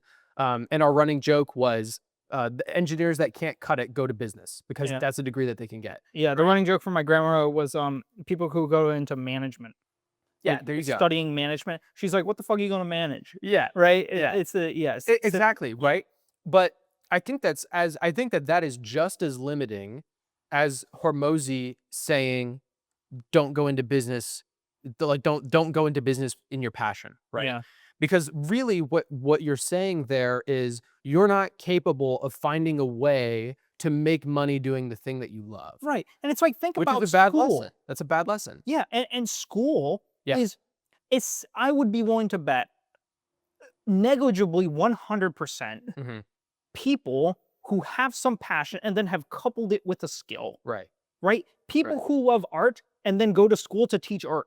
People Yeah, who love racing who go to school and then teach racing, right, or build a community around racing, right, whatever it is. right, It's literally a passion coupled with a skill, with school as the vehicle in order to couple that. right. Right. And so, like, the argument of like just neglect your passion and leave it as a hobby, I think maybe it can be useful, maybe, right? Like if you are in a place where you are completely misdirected and you don't know what your passion is, but you have these few things that you like and you don't know what to do, maybe it is useful for you to just ground yourself in something, Mhm. right? Just do something, Yeah, right? But if you have a very strong drive and love for this individual thing, figure out how to pair that right. with your long term, or your life. Figure out what skill you want to pair it with Mhm. in order to build through that passion into something that maybe isn't like being a bartender at a ski slope, but Right, maybe you could own a bar at a ski slope. right. Right? You know what I'm saying? Like it's in the family Yeah. of your passion, And I right? think that the lesson there shouldn't be don't go into business in your passion because you're gonna fuck it up. The lesson should be, in my opinion, I think that people, when you are passionate about, not everybody's passionate about something. There are people that go through life that like just scroll, like they just doom scroll on Instagram and they aren't passionate about anything. If you're passionate about something, that means that your brain retains information of that category better than other categories, right? Yeah. I am not passionate about history. I Right. don't remember shit from AP US government class in high school, Yeah. right? I am passionate about internal combustion engine, Yeah. the Mikla class, right? Right. The other day, my buddy texted me a YouTube video about Ferrari just filed a patent for ovular piston heads, Oh right? wow. And he was like, what are your thoughts on this?" Because he's not an engineer. And I was like, "Oh, this is an interesting idea. A, way better for packaging because you can slim down the cylinders because they're ovular, so you can get a V12 to fit in like a V8 size box. That's really cool. But that means that you're going to have less capacity for cooling. The engine's probably going to get just as hot, but with a thinner engine and thinner engine walls, you probably can't run as good of cooling. So you've got to deal with that. Also, it's interesting because if a piston head is ovular, it's surely going to weigh more than a circular piston head. And you're going to have to get the air and fuel to mix in an ovular combustion chamber, which is more difficult than a circular combustion chamber. And with an ovular piston head, you're moving the moment arm away from the wrist pin on either end of the elliptical shape of the piston head. And so that's going to introduce some interesting cyclical fatigue onto the rod. And so, like, I just started going with it, right? And so ultimately, I concluded my message with ultimately, all I see are negatives, right? But what's interesting about engine design, and I know this from ICE, is that when you get your proposal where it's like, build an engine that can travel at, it gets 23 miles to the gallon at 3,500 RPM over the course of 10 miles or something, right? When you get your requirements, you always start with a configuration that fucking sucks, and then you tweak metrics until you get closer to the optimum, right? Mm. And then when you end up at the optimum, you're either off the mark and you have to start from scratch, or you're close enough that you can make it work, right? Yeah. So for all of these negatives that I see with this ovular piston head design, there could be that many positives, right? You can fit more valves per cylinder now because it's an ovular Mm. engine shape. I don't know what their head design looks like. So I don't like the whole top end of the engine could be completely different. I don't know what materials they have that they're working with. Like Right. there's so many other components that balance out whatever negative. So like any negatives that I see is because I'm trained to see the negatives immediately to go solve those problems. Mm. But like all of that information from a class that we took 4 years ago, I can't remember shit from the English class that I took that Oh same yeah. year. Yeah. I still don't know the difference between affect and effect. It's the only language that I speak. I don't know the difference, Yeah. right? Yeah. But if I have that capacity, right? If I have that ability, that's something that not everybody has. And that gives me a competitive advantage in that field. Yeah. And so my argument against Hormozy's philosophy there would be, if you have a competitive advantage, leverage it. Go work in work in the field you're passionate about because you have a competitive advantage, and then find a way to make money in that field, and then teach people how to make money in fields that they're passionate about that most people don't make money in. Like, Yeah. that's a problem worth solving. But I think ultimately the reason Hormozy preaches that, and there's a podcast with Chris Williamson because they have differing opinions, right? Yeah. Chris Williamson really wants to figure out why he feels the way he feels about things. Mm. And so he does a lot of introspection and a lot of meditation to try to figure out why he experiences life the way that he does. So he tries to analyze his pleasures. And Hormozy does the opposite, where Yeah. he intentionally does not think about why he feels the way that it's a very stoic Mm. philosophical approach to life, Yeah. right? And so the yacht that's labeled "Don't analyze your Yes. pleasures," he lives his life that way, right? And so then you're looking at two paths of, well, do I live my life in the Stoics way, where I just force myself through everything? And the way that he gets through that, I think, is that he doesn't enjoy very much Yeah. or for very long. He's like a camel. He only needs a little bit of enjoyment every 3 years, and then he can just get kicked in the nuts every day, right? But that's only if you can put yourself in that category, and not everybody lives that way. Some people are Chris Williamson. Some people want to feel, and some people want to figure out why they feel the way they feel. Yeah. And if you can do that, then you can apply business principles to it and make money doing it.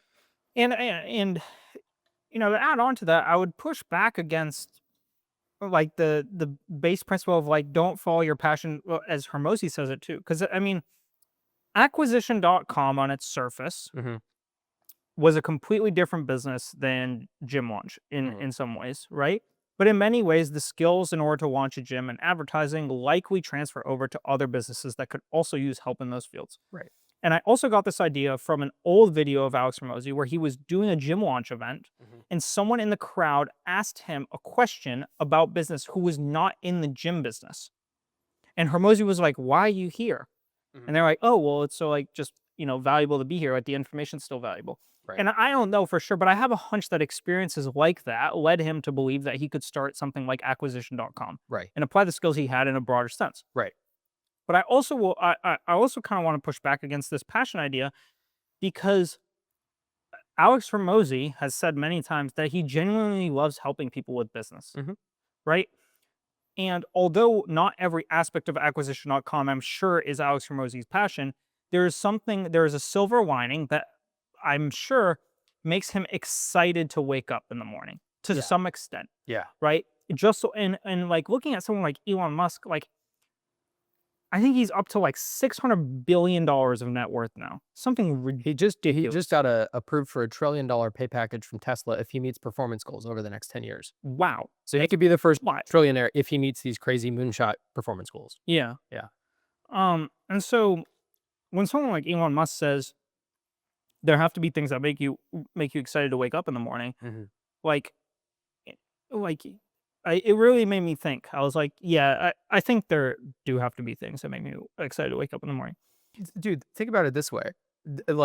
Saying the opposite is like saying, marry the girl that makes the most financial sense, regardless if you like her or not. Right. Like, if she chews loudly, What a dry way to live. if she chews loudly and pulls the sheets off the bed at night and never does the dishes or folds the laundry and trashes the bathroom and leaves her hair in the drain, and she does all these things that fucking annoy you, and you don't enjoy any of the dates you go on, but she makes a good amount of money, so financially it makes sense.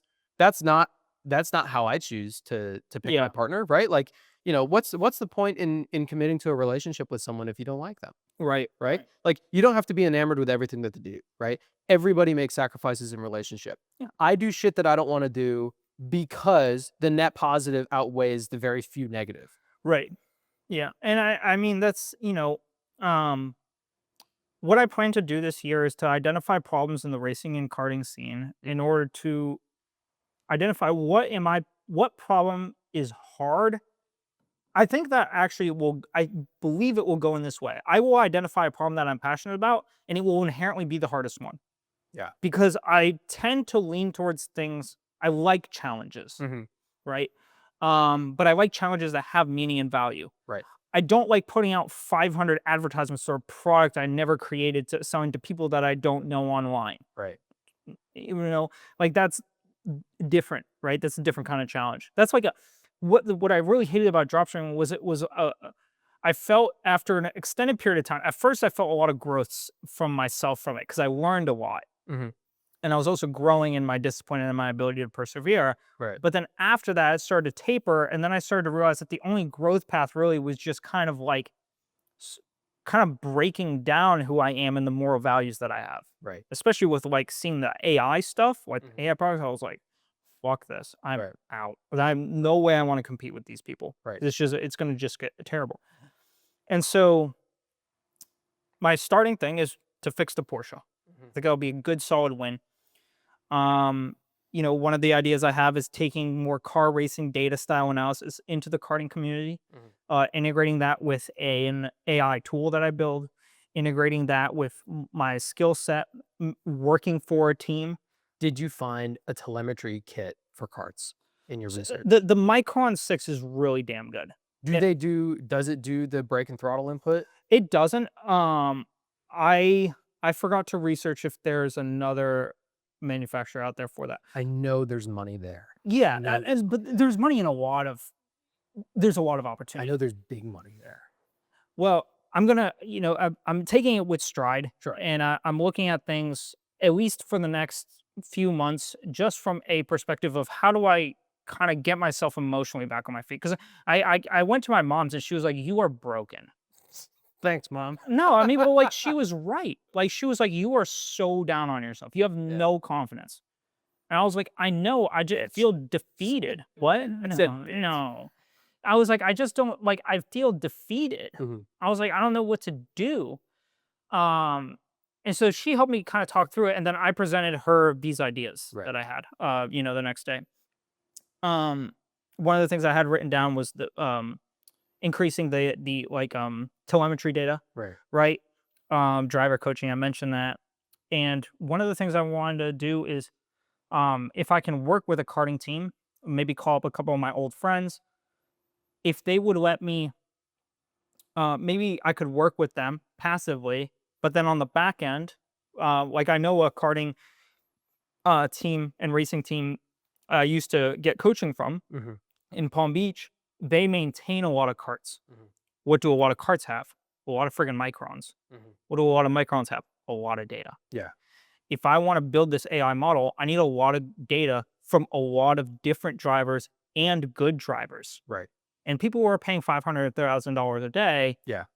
either they have disposable income and they're likely doing it for an extended period of time, especially if they're having someone maintain it for them, or they're good, Right. right?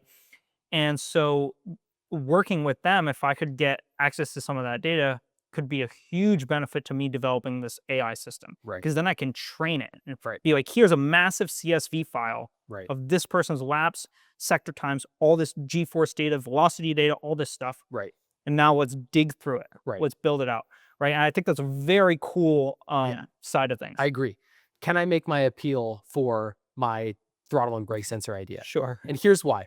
I think the reason that I'm harping on this so much is because I'm still a novice driver, right? Mm, So when I'm looking at time data and RPM data, what I see is okay, big scope, I'm losing time in sector 2. mm, Small scope, I'm losing time in turn 5 and 7. That's mm, where I'm losing time. And here's where my RPMs are and here's how I need to change them, right? And experienced drivers already know what that means and can already figure out how to fix that, right? yeah. But from a novice perspective, I want to know what does that mean for the only input that I have in the cart, which is my hands and feet. You could argue leaning, Mm, but like, what do I need to do differently with my braking and my hands? Because when I brake in my car, what I visualize in my head is how far on the pedals I'm pressing, mm, and then how that correlates to the body roll of the car, right? right. So your like move around the rim of a glass scenario is in my head all the time when I'm Yeah. Yeah. driving, right? And so are the brake and throttle inputs. Hmm. It's really big in the Formula One community. It's really big in the everybody who wants to better understand the Formula One community because it's tangible. Oh, this is what they're doing. They're turning their Right. hands like this. And that is really valuable to me as someone who is very pragmatic in the what physical movements do I need to make, Yeah, no, right? I think it's a great idea. I need I need to kind of level myself out and just kind of look at the horizon for a little bit and get like some small wins in and kind of level myself and see, okay, what problems are there? What, with that in mind, with other Right. stuff in mind, right? Another idea I had was chassis development, Mhm. right? Um, putting on strain gauges on a shifter cart Yeah. and then going and driving it and figuring out, is there a better way to design this chassis? Because there have been chassis improvements over time, but largely the construction of the chassis has been relatively the same besides minor geometry tweaks, Right. right? Like, is there something, is there a big, obvious, like, red flag Right. right in front of me that I can't see or that other people can't see, right? So there's a lot of ideas. And then also there's the aspect of, if I can identify a problem, or when I identify a problem or whatever thing I want to solve, right? I have the skill set to build a website around it and build a product or service around it, and then market that product or service. That's a Right. great value Right. that I have, right? And um, doing that's what I got from drop shipping. Mhm. And also the ability to create, because I'm doing the product or service myself, I have the ability to create an infinite amount of content around it. And I think that's really, really powerful. And so one of the things I did this weekend was I cleaned out the whole garage, cleaned up the back porch to make it a workspace with the garage. And I'm going to start doing just short, simple clips of me working on something on the Porsche Mhm. and posting it. And I just want to get posting regular, Mhm. post. Just not something super heavy, burdensome, just to get an established foundation of content. Right. And I expect zero people to watch it, right? Besides, the few that land on it. But just because uh with AI becoming so more and more prevalent, I see fake content getting better and better. Mhm. And I want to establish myself early enough and have enough volume of content to where you can go on my page and undisputable, this is a real person doing real things on a real car. Yeah. And so that's kind of what I have for my business update. Mhm. I don't have a lot of clarity, right? I think the telemetry data is really cool. I think Yeah. coupled with AI, that's really cool. I think that coaching could be really cool. I think that chassis development or working with an engineering team or developing a new product or gizmo for karting or whatever it is, right? I think that there's so many different avenues. I just want to get involved in the space and be a sponge. Mhm. I want to listen to people, hear what problems they have, Mhm. and see kind of what's out there and Mhm. come back with with this wealth of stuff and chat with AI a little bit, chat with you on the podcast, chat with my mom, whatever, and be like, what direction am I going to go? Right. And so that's kind of my initial plan for this year. Mhm. Obviously, I have to sort out the sale of the e-commerce business and all this other stuff, and there's logistical stuff in the way, but um, my goal for this week is to get to the Blue Origin interview, start working on the Porsche, and um, I want to start. I want to start maybe even a little bit prepping of my approach to the Rolex because I want to bring something like a resume or Yeah. something Yeah. to the Rolex. So kind of prepping that space, and also I want to do a little bit of job hunting on one of the days to go to a few of the places that I went to way back when, 5, 6 years ago, Right. that rejected me because I didn't have previous automotive and engineering experience. Right. And go back to those places and be like, hey, you probably don't remember me, but Yeah. right. Yeah. But that's a very long-winded Ooh. business update. Ooh. We can use my skill set from printing at Office Depot, and you can get your resume printed on nice, like Oh, that's the sweet. same paper instead of like Yeah. this regular what's it called? Printer paper. Printer paper. Yeah. Yeah, yeah, that Yeah. is sweet. Yeah. That's Rolex is not this weekend, but next weekend. So we're Is not there far her out. next weekend? 2 Not weekends. so It's today's gotta today's Monday, not in 5 days, the one after that. it's gotta be longer than that. Are you serious? It's January 5th right now. Yeah. So today's the 5th. Next Monday is the 12th. Oh no, is it one more? It might be one more. It's gotta be one more. It's gotta be Yeah. that last So week this in weekend is January. the 10th and the 11th. The following weekend is the 17th and 18th. The one after that, Yeah, 17 and 8 the is the Rolex. Roar before the 24th, Yeah. Yeah. and then That's the what I'm seeing on my calendar. yeah, yeah, Yeah. yeah. Yeah. The actual Rolex is the But 24th. coming up for sure. Do you want to go to the Roar and do resumes then too, or just go to the Rolex? Uh, uh, Teams could I'm be very fucking interested. teams Yeah. could be fucking swamped, and they might Well, not have yeah, time for your shit. I'll probably go to the Roar, especially since with 2-day passes you get free tickets to the Roar. I'm pretty sure. I'm pretty Sweet, sure the tickets are free. sweet. So I'll double check that. They may have Yeah, changed it, but yeah. that's what I have for business. Cool. That's a What good do you update. have for business for us? Let's see. So I have a lot less, but I didn't go through a major business change, so I guess that makes sense. But it's funny, like this time last year, I was going through something similar when we decided to not do the bar, and I was trying Yeah, to figure out what to do. So yeah. I know to an extent what it's like. I don't have the same time commitment or debt, but a similar type of like, fuck, what do I do now? Uh, Mhm. so I get that. Uh, Yeah, and I think the Porsche actually poses a good sorry to interrupt no, you. go ahead. The Porsche poses a good challenge, I think, because it has mechanically it runs, Hmm. but it has issues with a couple rust things, Hmm. which give me one thing I want to do is I want to learn welding, Hmm. and so it gives me the opportunity to do a little bit of welding Yeah. in some areas. Um, it has electrical issues, Hmm. so it gives me the opportunity to learn a little bit more about electrical, build my own wire harness potentially. Yeah.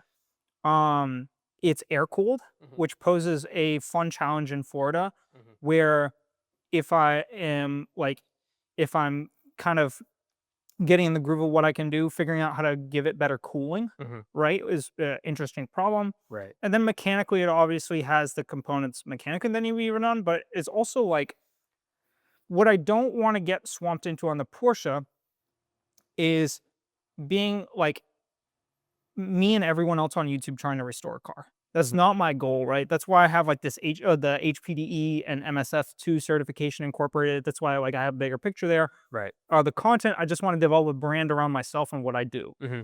And that's why the content's important. And I also want to maintain that skill set. Hmm.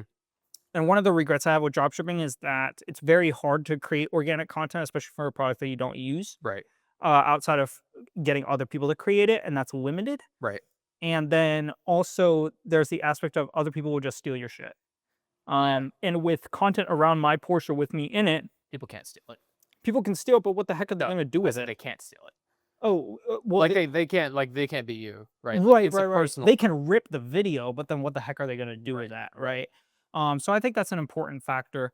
Um, and it, if I love the vintage Porsche community. I mean, a lot of the racing I love is vintage, Mhm. right? And so I think there's an opportunity also like in a completely different direction. If Mhm. I really love these HPDE events, there could be people that I meet who have vintage Porsches Mm. who want driver coaching or want maintenance Right. or have like set problems with their car and they want an engineer to come in and analyze it and fix it. Like Right. there's so many opportunities there. Right. Um, the one thing I'm glad I'm not doing is I'm not kicking myself in the ass for not doing it earlier. I'm glad I'm not doing that to myself. And two, I'm glad I'm making this jump because I think that looking back on my life, I'll be happier that I did it earlier Mhm. rather than later. Yeah. And ultimately, if this is the direction I want to go and the big swing I want to take, I think that the more time I have to gather more information and knowledge, especially when I'm young, is useful. Right. Right. And so I think that, like, I when I thought about this, I was like, if I had to take one big swing in my life, Mhm. what would that swing be? Mhm. And it would be working and being involved in the automotive and racing community. And Yeah. so I'm like, I'm just gonna like I could do this style of business or involvement, I think, for the rest of my life. And so that's what I'm gonna start doing. Right.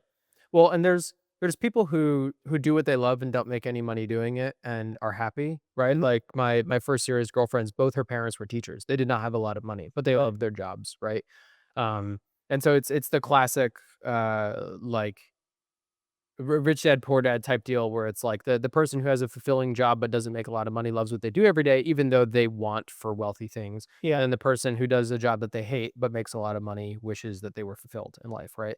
Yeah, um yeah. And I still want to make a profit. I still have like big dreams for racing and owning an F40 and all this stuff. But I right. don't have a clear path about how to achieve that through this. But what I love about this path is that No matter what, you like what you do, like yeah, no matter regardless of the money, which there is a lot of money in racing. There's not a lot of money in being a high school teacher. There's a lot of money in racing. Regardless of that, you still get the effect that the teachers did where like they still love their job every day. Yeah, and also, it like, I'm counting on my ability and intelligence to find something Right. and do something about it, which I think is a lot cooler and interesting of a business than dropshipping a product. Mhm. And for that, I think it's interesting. Do you have a brand developed, like, logo and stuff like that for your YouTube yet? Or name? I have 914 restoration on TikTok. Mhm. Um, I have no idea what logo I made for it, or I think I have socials on all platforms for it. Um, Are you gonna run with, like, 914 style branding or Sorok automotive, like, branding? um, Like you? I'm just gonna run restoration 914 Okay. because I think that regardless of whether, at least for now, because regardless of what I do, Mhm. I will never be embarrassed or want to run away from the 914 or my enthusiasm for automotive. Mhm. And so anything I do in the future, like Ciroc Automotive could umbrella over Restoration 914, Okay. right? Or Ciroc Racing could umbrella over that because this is just the start. Right. I don't, I think that like, I don't wanna overthink it and, like, plan super, super big Right. because my goal is essentially to just work really hard in the industry and identify problems and just continue to try new things and push. Mhm. And so I think that I have Restoration 914 Mhm. established. I think that I can run with that platform. I can worry about anything else Yeah. later, but I will never want to dissociate from Restoration 914. I'll always be happy with that platform. Gotcha. And so I don't like have an incentive to create the umbrella, Gotcha. right? You should talk to Dutchy about welding. Yeah. He has a lot of good books and advice Mm, and maybe even opportunities to get you in the shop and do some practice welding. that'd be cool. Yeah. Um, but like that is his specialty. Yeah. He's very good.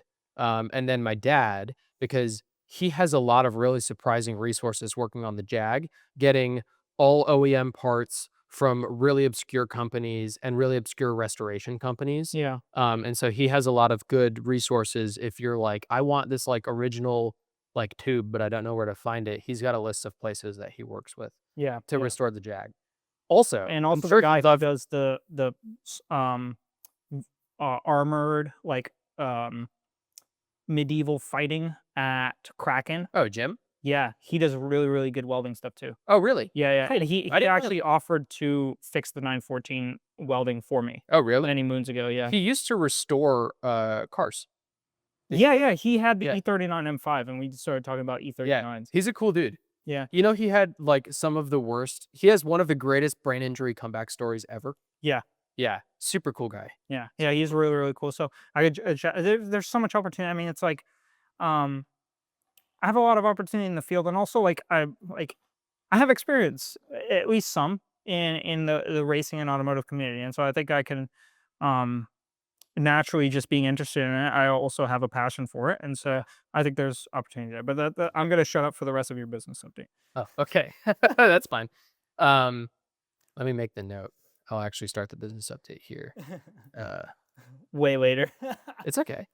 Okay, so, anyways, I can relate to an extent what you're going through with trying to figure out what's next. It's fuzzy, it doesn't nothing's clear, I understand that. Mhm. Um, I didn't have that this break. So this break, I had a couple things that I wanted to do. Um, so one of the things is a continuing education course for real estate, Yep. right? That costs way more money than I thought it did. The original course was like $350 or something like that. And then like an additional 100 to take like the final exam. And I was like, okay, cool. Well, the continuing education course is probably significantly cheaper. Right now it's like 250 bucks. Mhm. And so I thought to myself, December was really tight getting rent to happen. And so I thought to myself, if I'm buying Christmas gifts, I need to hold off and make sure that I have money. January is a 3 paycheck month plus a tax refund. Um, I'm gonna wait to do this continuing education course. Grace is going through it right now. She's taking really good notes. I can probably speed run it once I have the money to do it, but I'm just gonna hold off. So what else am I gonna do? At the start of winter break, I had a couple things, but ultimately I wanted to do a passion project because a lot of what I've been doing lately has been like just work related with the proof of a promise package and getting those delivered. And I haven't had time to do anything that like I enjoy, right? So a while ago, I started writing Google reviews, and I really liked writing the Google reviews because I can see where my level of influence is. Other people will see my reviews and then like recognize my name, right? Yeah. So it's a passion project that I genuinely just do because I love, but then also it's got a residual because maybe people will recognize my name from real estate. An additional level to this is that businesses might recognize my Google reviews. And if my Google reviews start to become valuable, then I can build meaningful relationships with businesses like all the ones I partnered with Proof Mm. Over Promise. So, the last day that we spoke before you went out of town, I was writing some Google reviews because I realized that you can get like special awards, like badges for writing Google reviews. And the more of those badges you get, the higher up your reviews are placed, right? Okay. So I'm at the point now where I have like I don't think it shows in here, but I have it shows in the app. I have like 25,000 reactions to my Google reviews, Wow. which is a lot. So over winter break, I wrote 102 reviews.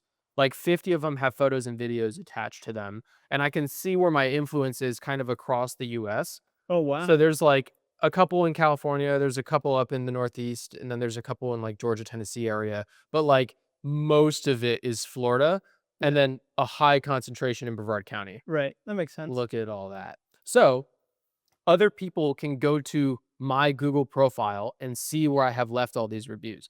But additionally, I'm having businesses reply to my Google reviews and thanking me like by name. Obviously, it's in the Google review. But then when I go to these businesses, some of them are recognizing me from the review, Cool. which is cool. So this was a passion project that I set out to do. The way I strategized it was you get extra points on Google if you leave photos Yeah. in your review. So I went through my entire camera roll, and every photo I had related to a business, I went and wrote a Google review for that business, good or bad. I'm being honest with all these. I'm not just doing it to kiss ass. So like to Kia down the road, Yeah. 3 blocks from Oh, me, has a honest terrible, review. terrible review. Yeah, Yeah. these are honest reviews. They're not all good. So I went and I wrote all those, and when I finished that, it only took like a day or 2, but when I was done with that, I was like, "Okay, I'm gonna stop myself here," because I could go through block by block and write a review for half the businesses in Brevard County. Instead of doing that, since I get extra points for a photo anyways, as I go to these businesses, I'll take photos while I'm there, and then I'll go write my Google Yeah. review so that I do like one Google review a week or something like that instead of like wasting all my time writing a ton of them, right? Um, so that's the first thing that I did over winter break. I had 3 open houses since our last podcast. Um, all of them, I had my proof of a promise package to. One of them Grace wasn't there for. So Okay. open house 29, uh, to set the stage here, the housing market dips in the winter, peaks in the summer, right? So the past like month and a half, like most of our open houses, we haven't had anyone come through. Sometimes we'll get like one group, but for a while there, I was like, okay, it's good because I don't have my package done yet, so I can't pitch anybody anyways. And then I got my packages finished, and I was like, fucking, no one's coming through these open houses. So since then, open house number 29 was literally our busiest open house of all time. We had 10 Oh, groups wow. come through. What? Yeah. And most of them had agents, but one of them was a qualified group and they got the pitch and they were impressed by it, right? So they took business cards. They are moving in from out of state. And so they said that they're just visiting from family. Most of the people were visiting their family while they were in Florida and going on open house Okay. tours.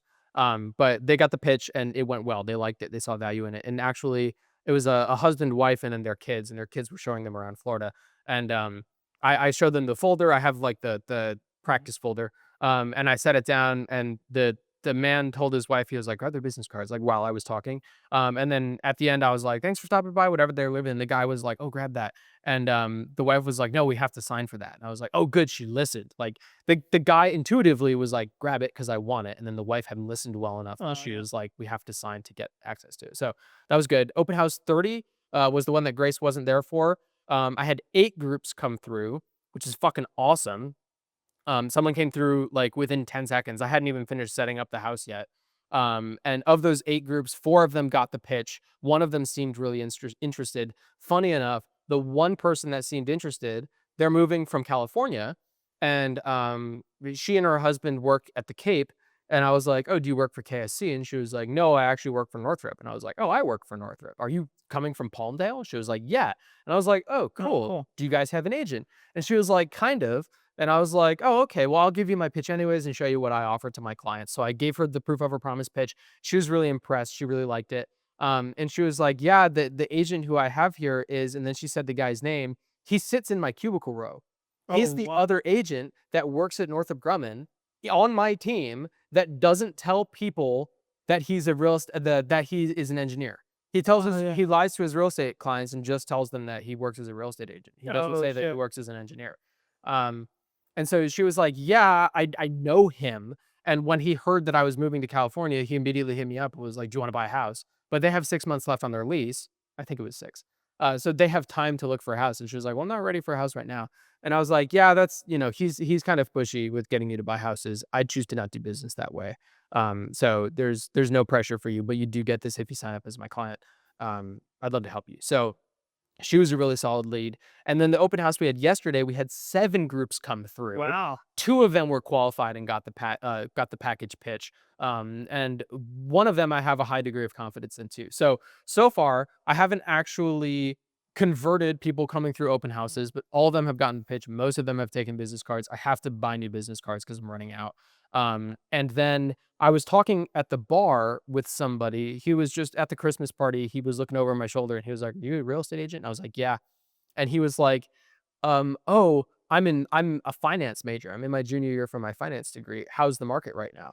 And I was like, "Oh, well, it slows down every winter, but I'm hoping that the mortgage rate, the Fed cut in rates, brings back, um, uh, it heats the market up a little bit because the Fed cut rates, and so then mortgage rates are going to go down, and so then people can afford to buy houses, right?" Right. And he was like, "Oh, well, the two aren't related." And I was like, "What?" And he was like, "Yeah, the Federal Reserve rate isn't linked to mortgage rates." And I was like, "Well, no, they're not directly linked, but they travel together, right? Yeah. They're correlated." Yeah. Because And when you borrow money, who you borrow it from? yeah. I mean, unless you're a private lender, Well, the banks borrow from the government, so Right. the banks have to pay the government interest. So if the banks are paying less to the government, then they pay less, right? Right. So they travel together. And he was like, "No, not really. They're not really correlated." And I was like, "We had 3 rate cuts from the Federal Reserve this year, and mortgage rates have gone down." And so I typed this link in that I just typed a second ago. These are the mortgage rates across 2025. Yeah. They went down. You can see when the Fed cut rates, when the mortgage rates went down. And like, yeah, of course they're not like Yeah. a perfectly symmetric, or they don't move at the same amount, right? But the large trends is they're navigating down. And so then he was like, "Oh, I learned something new." And I was like, "Sweet." And I Kinda was scary that if you're in your second to last year in finance, like, that doesn't click for you. But I tried to not be a dick. I yeah. tried to not say I told you so. I was just like, "I'm happy to be sharing this with you." This Right? I'm sorry, can I interrupt you Yeah. again? I'm so Sure. sorry. No. This is, like, one of the things that This I is your podcast too, dog. You can interrupt. I know. It's just that I've interrupted so much. The the thing I love about the racing automotive scene too, it's something that I really hate about dropshipping is that dropshipping, because you have limited levers that you can pull in order to make it successful. Mhm. Advertising, what product you sell. Right. Those are the levers that you can initially pull beyond like fulfillment and service and customer service, Right. right? Like those are your first levers that you pull, and you're really your primary levers until you become branded and actually develop a product. Yeah. Um, when you have those levers, it's you're limited in what avenues you can compete in, and that limits you down, right? But with racing and automotive, like there are more levers that I can pull because I can be in control of the product, I can be in control of the service, the Right. advertising, the organic content, the website, how I present myself, where I go in the business, who I actually target. Like there's a lot more levers that I pull Right. because there are a lot more different avenues to get clients and advertise, Right. and in that, there's a lot more room for me to actually like use my brain other than like a discipline tool, Right. right? Um, and stuff like common sense and logic is there's a lot more freedom and excitement to apply that, Right. right? And so Right. that's just one thing that I thought of, but Yeah, and you have the ability to like the make or break there, and this is similar to real estate, is when you sell a product, it's up to you whether the product delivers or not. right. Like I can sign a client and then flub the job and it's not like it's within my control. Or I can Right. sign a client and put a ton of effort in and do really well. Yeah. But with drop shipping, once you sign the client and get the purchase, then it's up to the supplier to actually Right. deliver, right? Um, so yeah, I mean, I said it in the last podcast. I have a lot of faith in the racing direction. I think it'll be cool. Yeah, Yeah, I think there's I mean, so many different ways to make money. Uh, Yeah, and, like, even, with the money side, it's just like, why not? Like, y you only live once, like, and, a lot of people talk about, like, in plenty of other countries, like, people do what they hate for work, and then they have their hobby on the side, and, like, that seemed as normal. It's like, yes, that seemed normal, and, that's a good life. And to that, like, I would argue, like, that's wonderful. That's awesome. Um, I live in the United States. My parents sacrificed, or my mom's side sacrificed a lot to come here, and I plan to take advantage of living in the United States and take the opportunity to maybe build a business and a passion yeah, into something that I love, because I don't live in a third world country, right. and I have the opportunity to potentially build a passion into a business and something that I love, and I plan to take that Yeah. opportunity because I think that's a wonderful opportunity.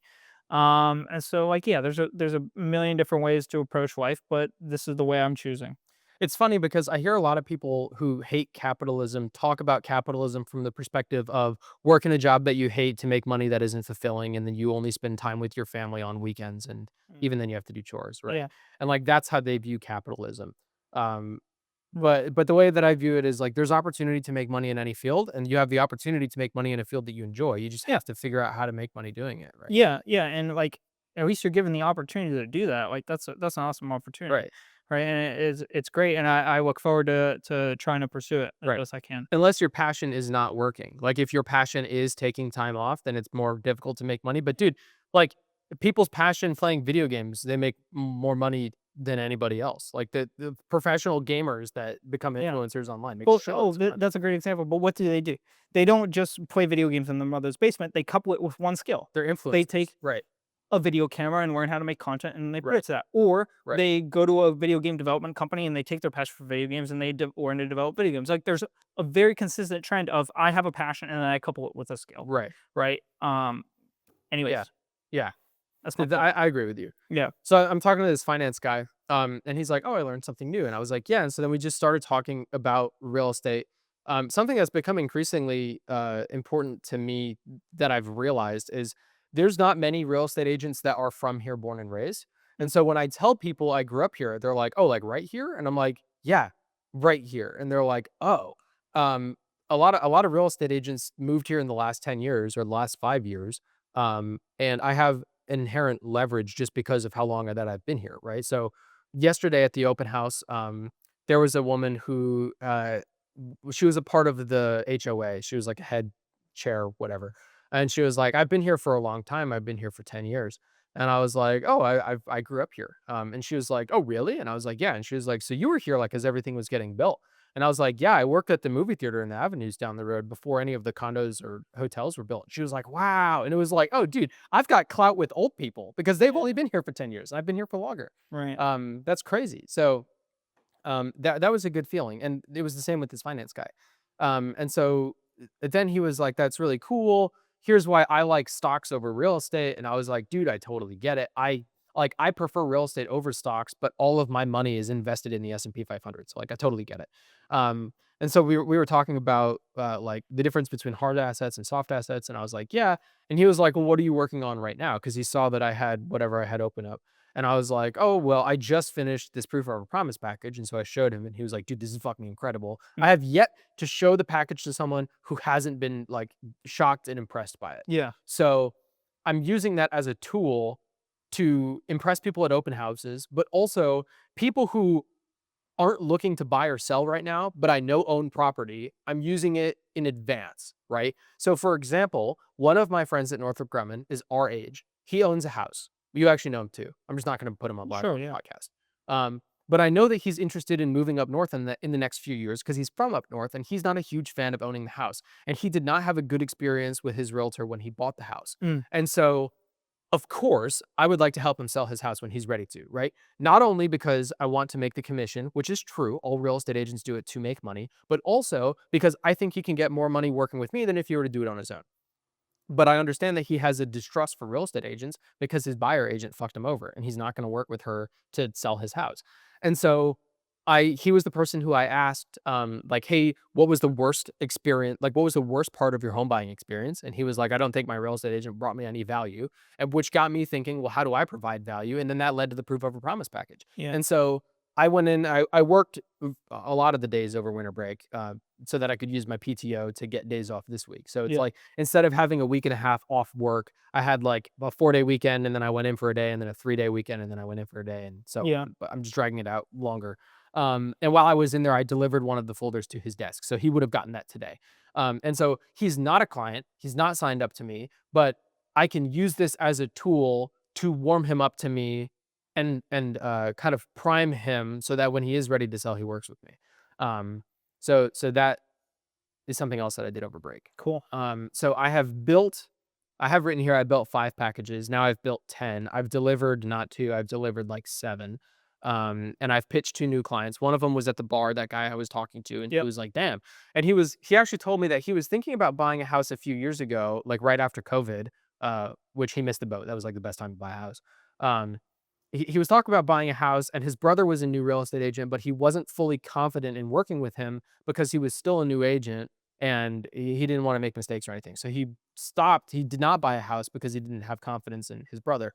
And I was like, I totally get that. Part of the reason I'm building this proof of a promise package is to give clients trust in me before we even do any work together. And he was like, it's working. I would consider using you as an agent, even though my brother's now an experienced agent. So that was a good feeling. Um, so let's see. And then, of course, I gave the pitch at some of the open houses, which is good. I've also started doing cold outreach. So I have that list of 1,200 names from high school and middle school and elementary school that I went to with. Yep. I found a way to reduce my spam shutdown risk by 70% by adding them to my contacts Mm. before messaging them. And so I'm really sensitive to getting my iMessages flagged again. And so I'm slowly ramping up. I'm kind of doing like an engagement campaign, but with Mm. iMessages. So Yeah. I started off by messaging 1 person a day, and then 2 people a day, and then 4 people a day, and, like, I'm slowly scaling it up from there. And I'm gonna see if I message someone every couple hours, how far can I push that? And then if I add them to my contacts list, how far can I push that? I'm just sensitive because I don't wanna get busted. Right.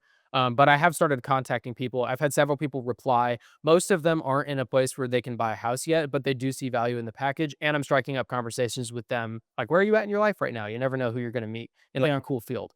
So I've started the cold, or I guess it's warm outreach because I do know them somehow. But I polished my list and I started finishing that out. And we have a new potential client.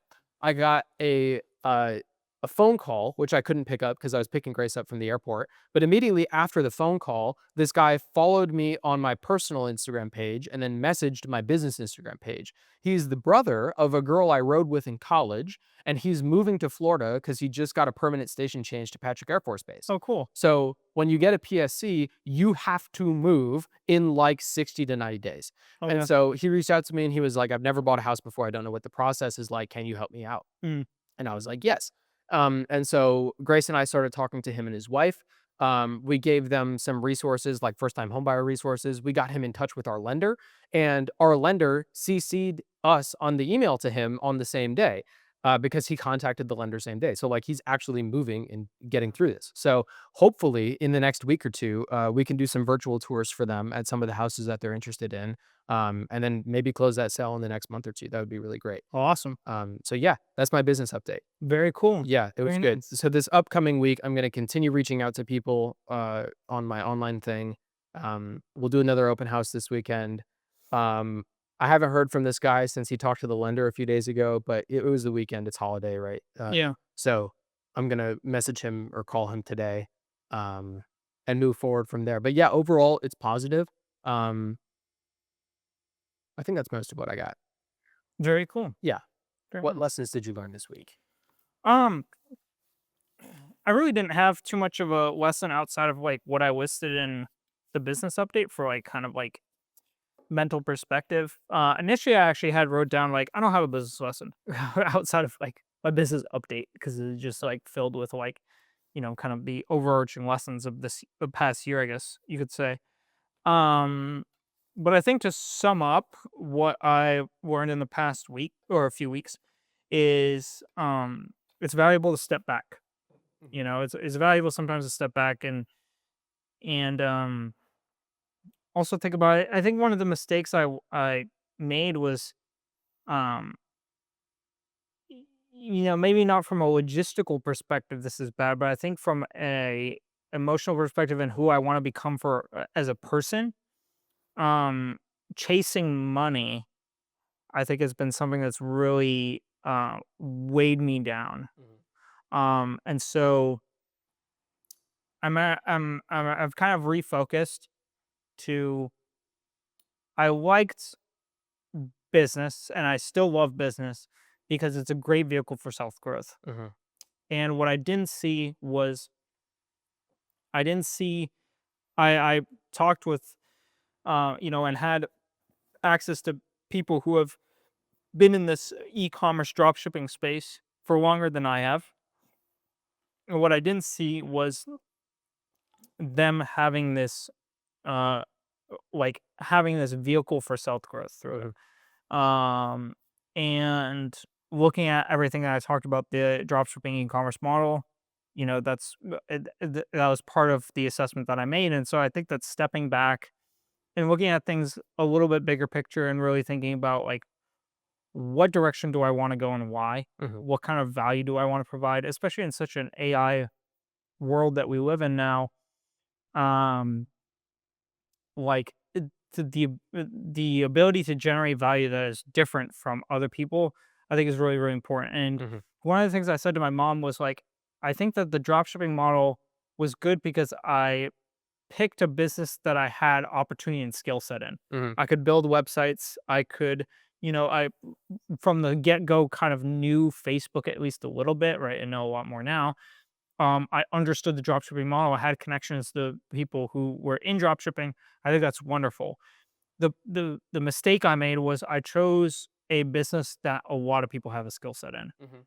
I think what very few people have a skill set in is shifter cart racing. Mhm. I think that even more than that, or it broader than that, you could say I communicate well with people Right. and I'm honest with people.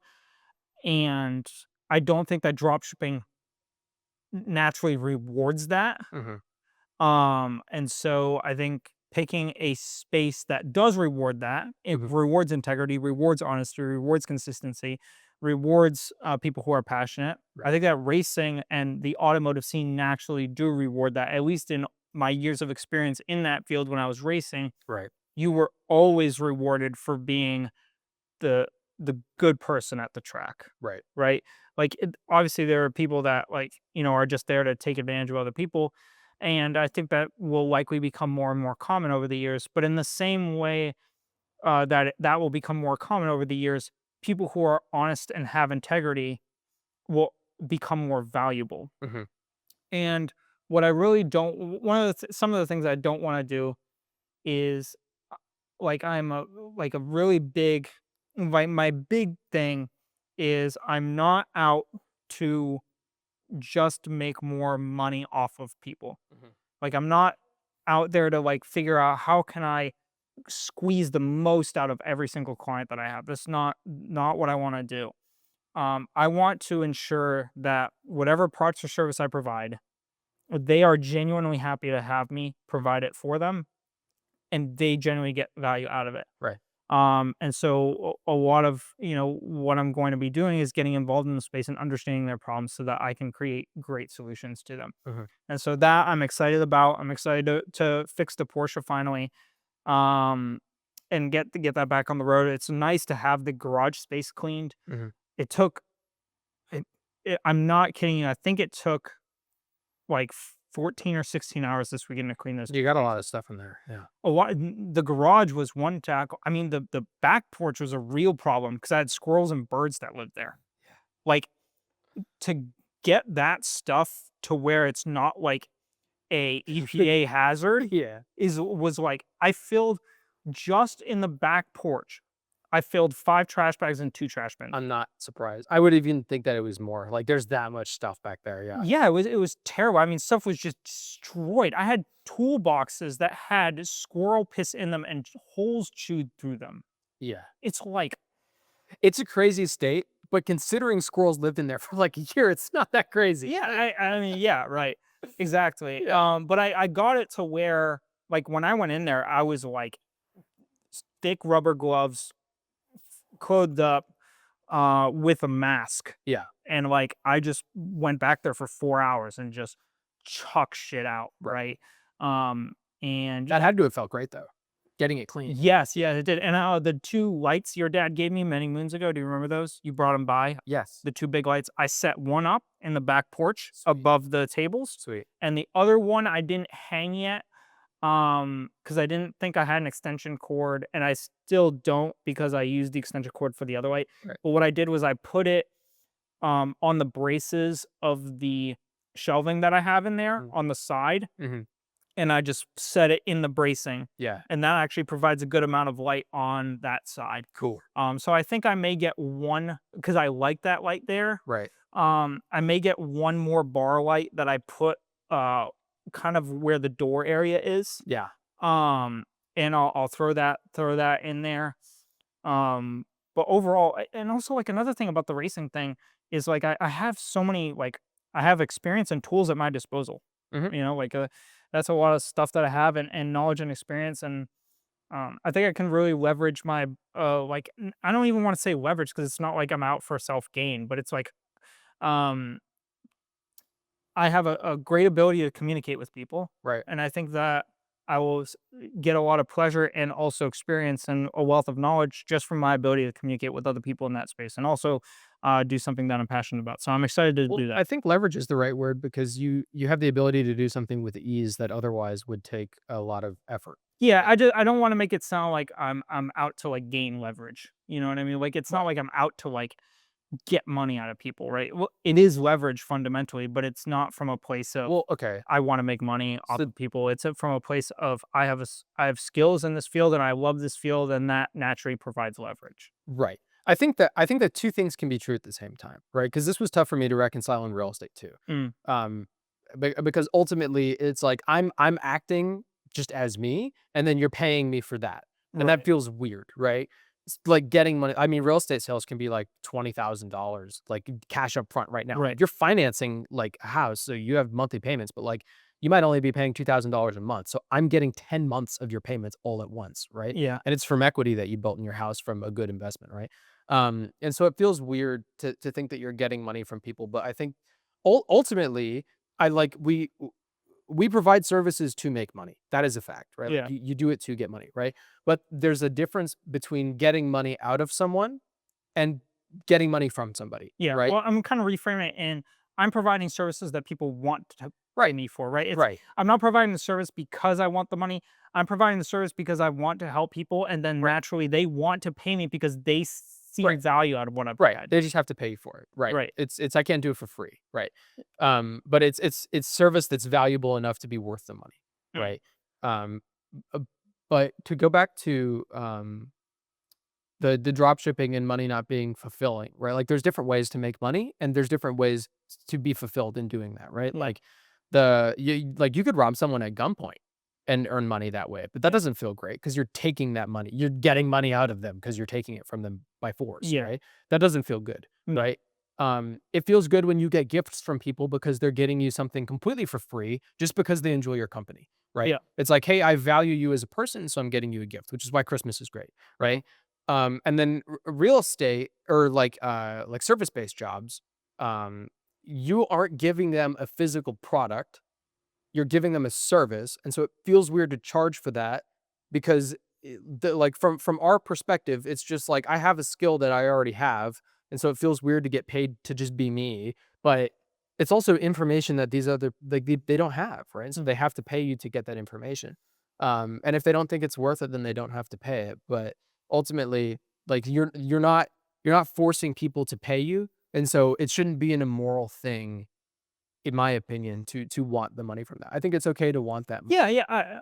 I'm not saying that it's wrong to want it. I'm just saying that like that's not even what I'm looking at right now. Like I'm just so demoralized by the dropshipping business. And when I saw like the AI product that didn't even exist, I'm like, this is fucked. Yeah, I'm like, this is screwed up. right.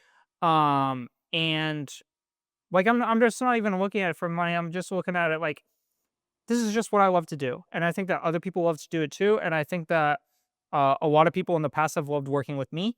and therefore I see opportunity for me to do what I love and people to love to work with me. And I think that the money or the product or service that I can provide will naturally come out of that experience of me learning. Yeah. And so that's just, from the ground zero, that's how I'm looking at it. And I think that the Porsche is a cool opportunity because I think that ultimately I like with the Porsche, with the content side of things, like I think that people like I'm just banking on people, even if it may not be even successful, but like if people like the content, like people will like the content because they like me producing it. Because there's a million people on YouTube producing content about cars. Right. I think there's maybe probably fewer that are 25-year-olds restoring vintage Porsches. I Right. think it's probably fewer. Um, but even at the end of the day, like they have an infinite wealth of content that they can choose to watch. And so if people would choose to watch me, it would be because of what I provide, Yeah. Yeah. you know? I think it's just important to keep in mind that it's not wrong to try to get money from people, which I don't think is what No, you're saying. I mean, I want to make a business out of it. Right. Right. Right. Um, It eventually. felt wrong to me at first. It felt weird. And so I just want to make a note that Yeah, it's no, not weird to feel that way. I appreciate it for sure. I think, yeah, I don't feel weird about taking money from people as long as the value that I provide they are happy with, Right. right? Right. What I don't want to do is I've enrolled in a lot of these mentorships and courses, and outside of like the skill set I got from those, I think something valuable that I got was there's a lot of these mentorships and courses that the free material online is almost just as good, Right. if not just as good. Right. And what I don't want to do is I want the product or service that I provide to be genuinely unique in nature. Mhm. And for the content I put out onto the internet to be valuable, but there is something to be inherently more valuable about what I actually provide when I am there and charge money for. Right. And so in that, I think that's the journey I'm taking and the business lesson of stepping back and looking at the big picture. Yeah. The benefit of doing that with coaching is that even if you give the same information that you can find online, it's tailored to the specific kid in the specific session in the specific corner, right? So like, you know, everything that can be said about racing has already been said somewhere online, right? But knowing what to apply in a given condition is more difficult to find online. So like, even if it's information that's readily available outside, if you're tailoring it to that specific setting, that's what people will pay for, Mm. is the personalization. Yeah, yeah. Um, and I'm excited for it. I think the just getting the Porsche running will be a little bit of a boost. I think being able to drive that car um will like help me kind of center myself emotionally. I thought back like, the places I feel most fulfilled and most passionate to do work in is always at the racetrack. Like, Mhm. I'm always passionate to either race or help people or do something or whatever. Right. Um, and undoubtedly, there will be things in the racing business that I do not enjoy, but at least I can have a grain of something that I have passion for in that. Right. My passion coupled with a skill can create a business. Right. And That's so, that's why I like doing business in fields that people are interested in passion, because then when you have to drudge through the work, it's worth it because you know that it's going to get better. right. But if you're working in a field where you don't like any of it, then it's like, well, how long do you dredge for before you get some type of outcome that Yeah. that you enjoy, right? Yeah. And, with drop shipping, it's like, what is that outcome? And even if you had the money, all the money, what would you do with it? Right. Right. And so that's kind of how I looked at things. And I was like, why I made the decision I made. But Right. um, what is your business update? My lessons Well, learned. sorry. Yeah. Lessons learned. I didn't have anything particular. My winter break was pretty run up the mill for me. Most winter breaks I work most of the time. Is every like my friends, you and Grace, that's it. Go out of town. Right. And so I kind of just work. Um, but I have a couple quotes that I found over the break that I liked. And so I'm just gonna read those because I don't really have like a life lesson per se. Um, there's one, I don't remember who it's from. It goes, "The day the blind man sees is the day he throws away the stick that helped him all his life." Hmm. Which helps me to remain cognizant and grateful of the people who help me get to the places that I want to go, and to not like forget the little guy, for lack of a better term, right? Yeah. And just be grateful for people, even if they aren't helping you at this exact moment, because it's easy to like throw them by the wayside, right? Yeah. A rising tide rises all boats unless you sink the boats that helped you get there, right? Um, there's another one from a divorce lawyer, um, which I really like this guy because his mantra is basically, um, if you're in my office, then like the marriage is already over. Like you're going to be divorced, right? But he sees himself as a divorce lawyer as a weapon, in that he is capable of a wide range of skills, and it's up to his client the way that they use that, right? So if they want him to take the measured, methodical approach, he can do that. And if you want to absolutely eviscerate your spouse and like, drag them through the nastiest court battle possible, he'll do that too, Mm, right? So he is a weapon to be used at the whim of the client, right? Which I relate to. mm, But his quote is, "It's better to be a warrior in a garden than a gardener in a war." Which yeah. is also goes to his, like, I wanna have the capability to do any type of, like, you know, manipulation in the courtroom, but I don't wanna have to use it unless I absolutely have to. And so I like that. Yeah. Um, and then the last one is a fun one from Genghis Khan, and it goes, "If you had not committed great sins, God would not have sent a punishment like me upon you," which is Damn. fucking goated.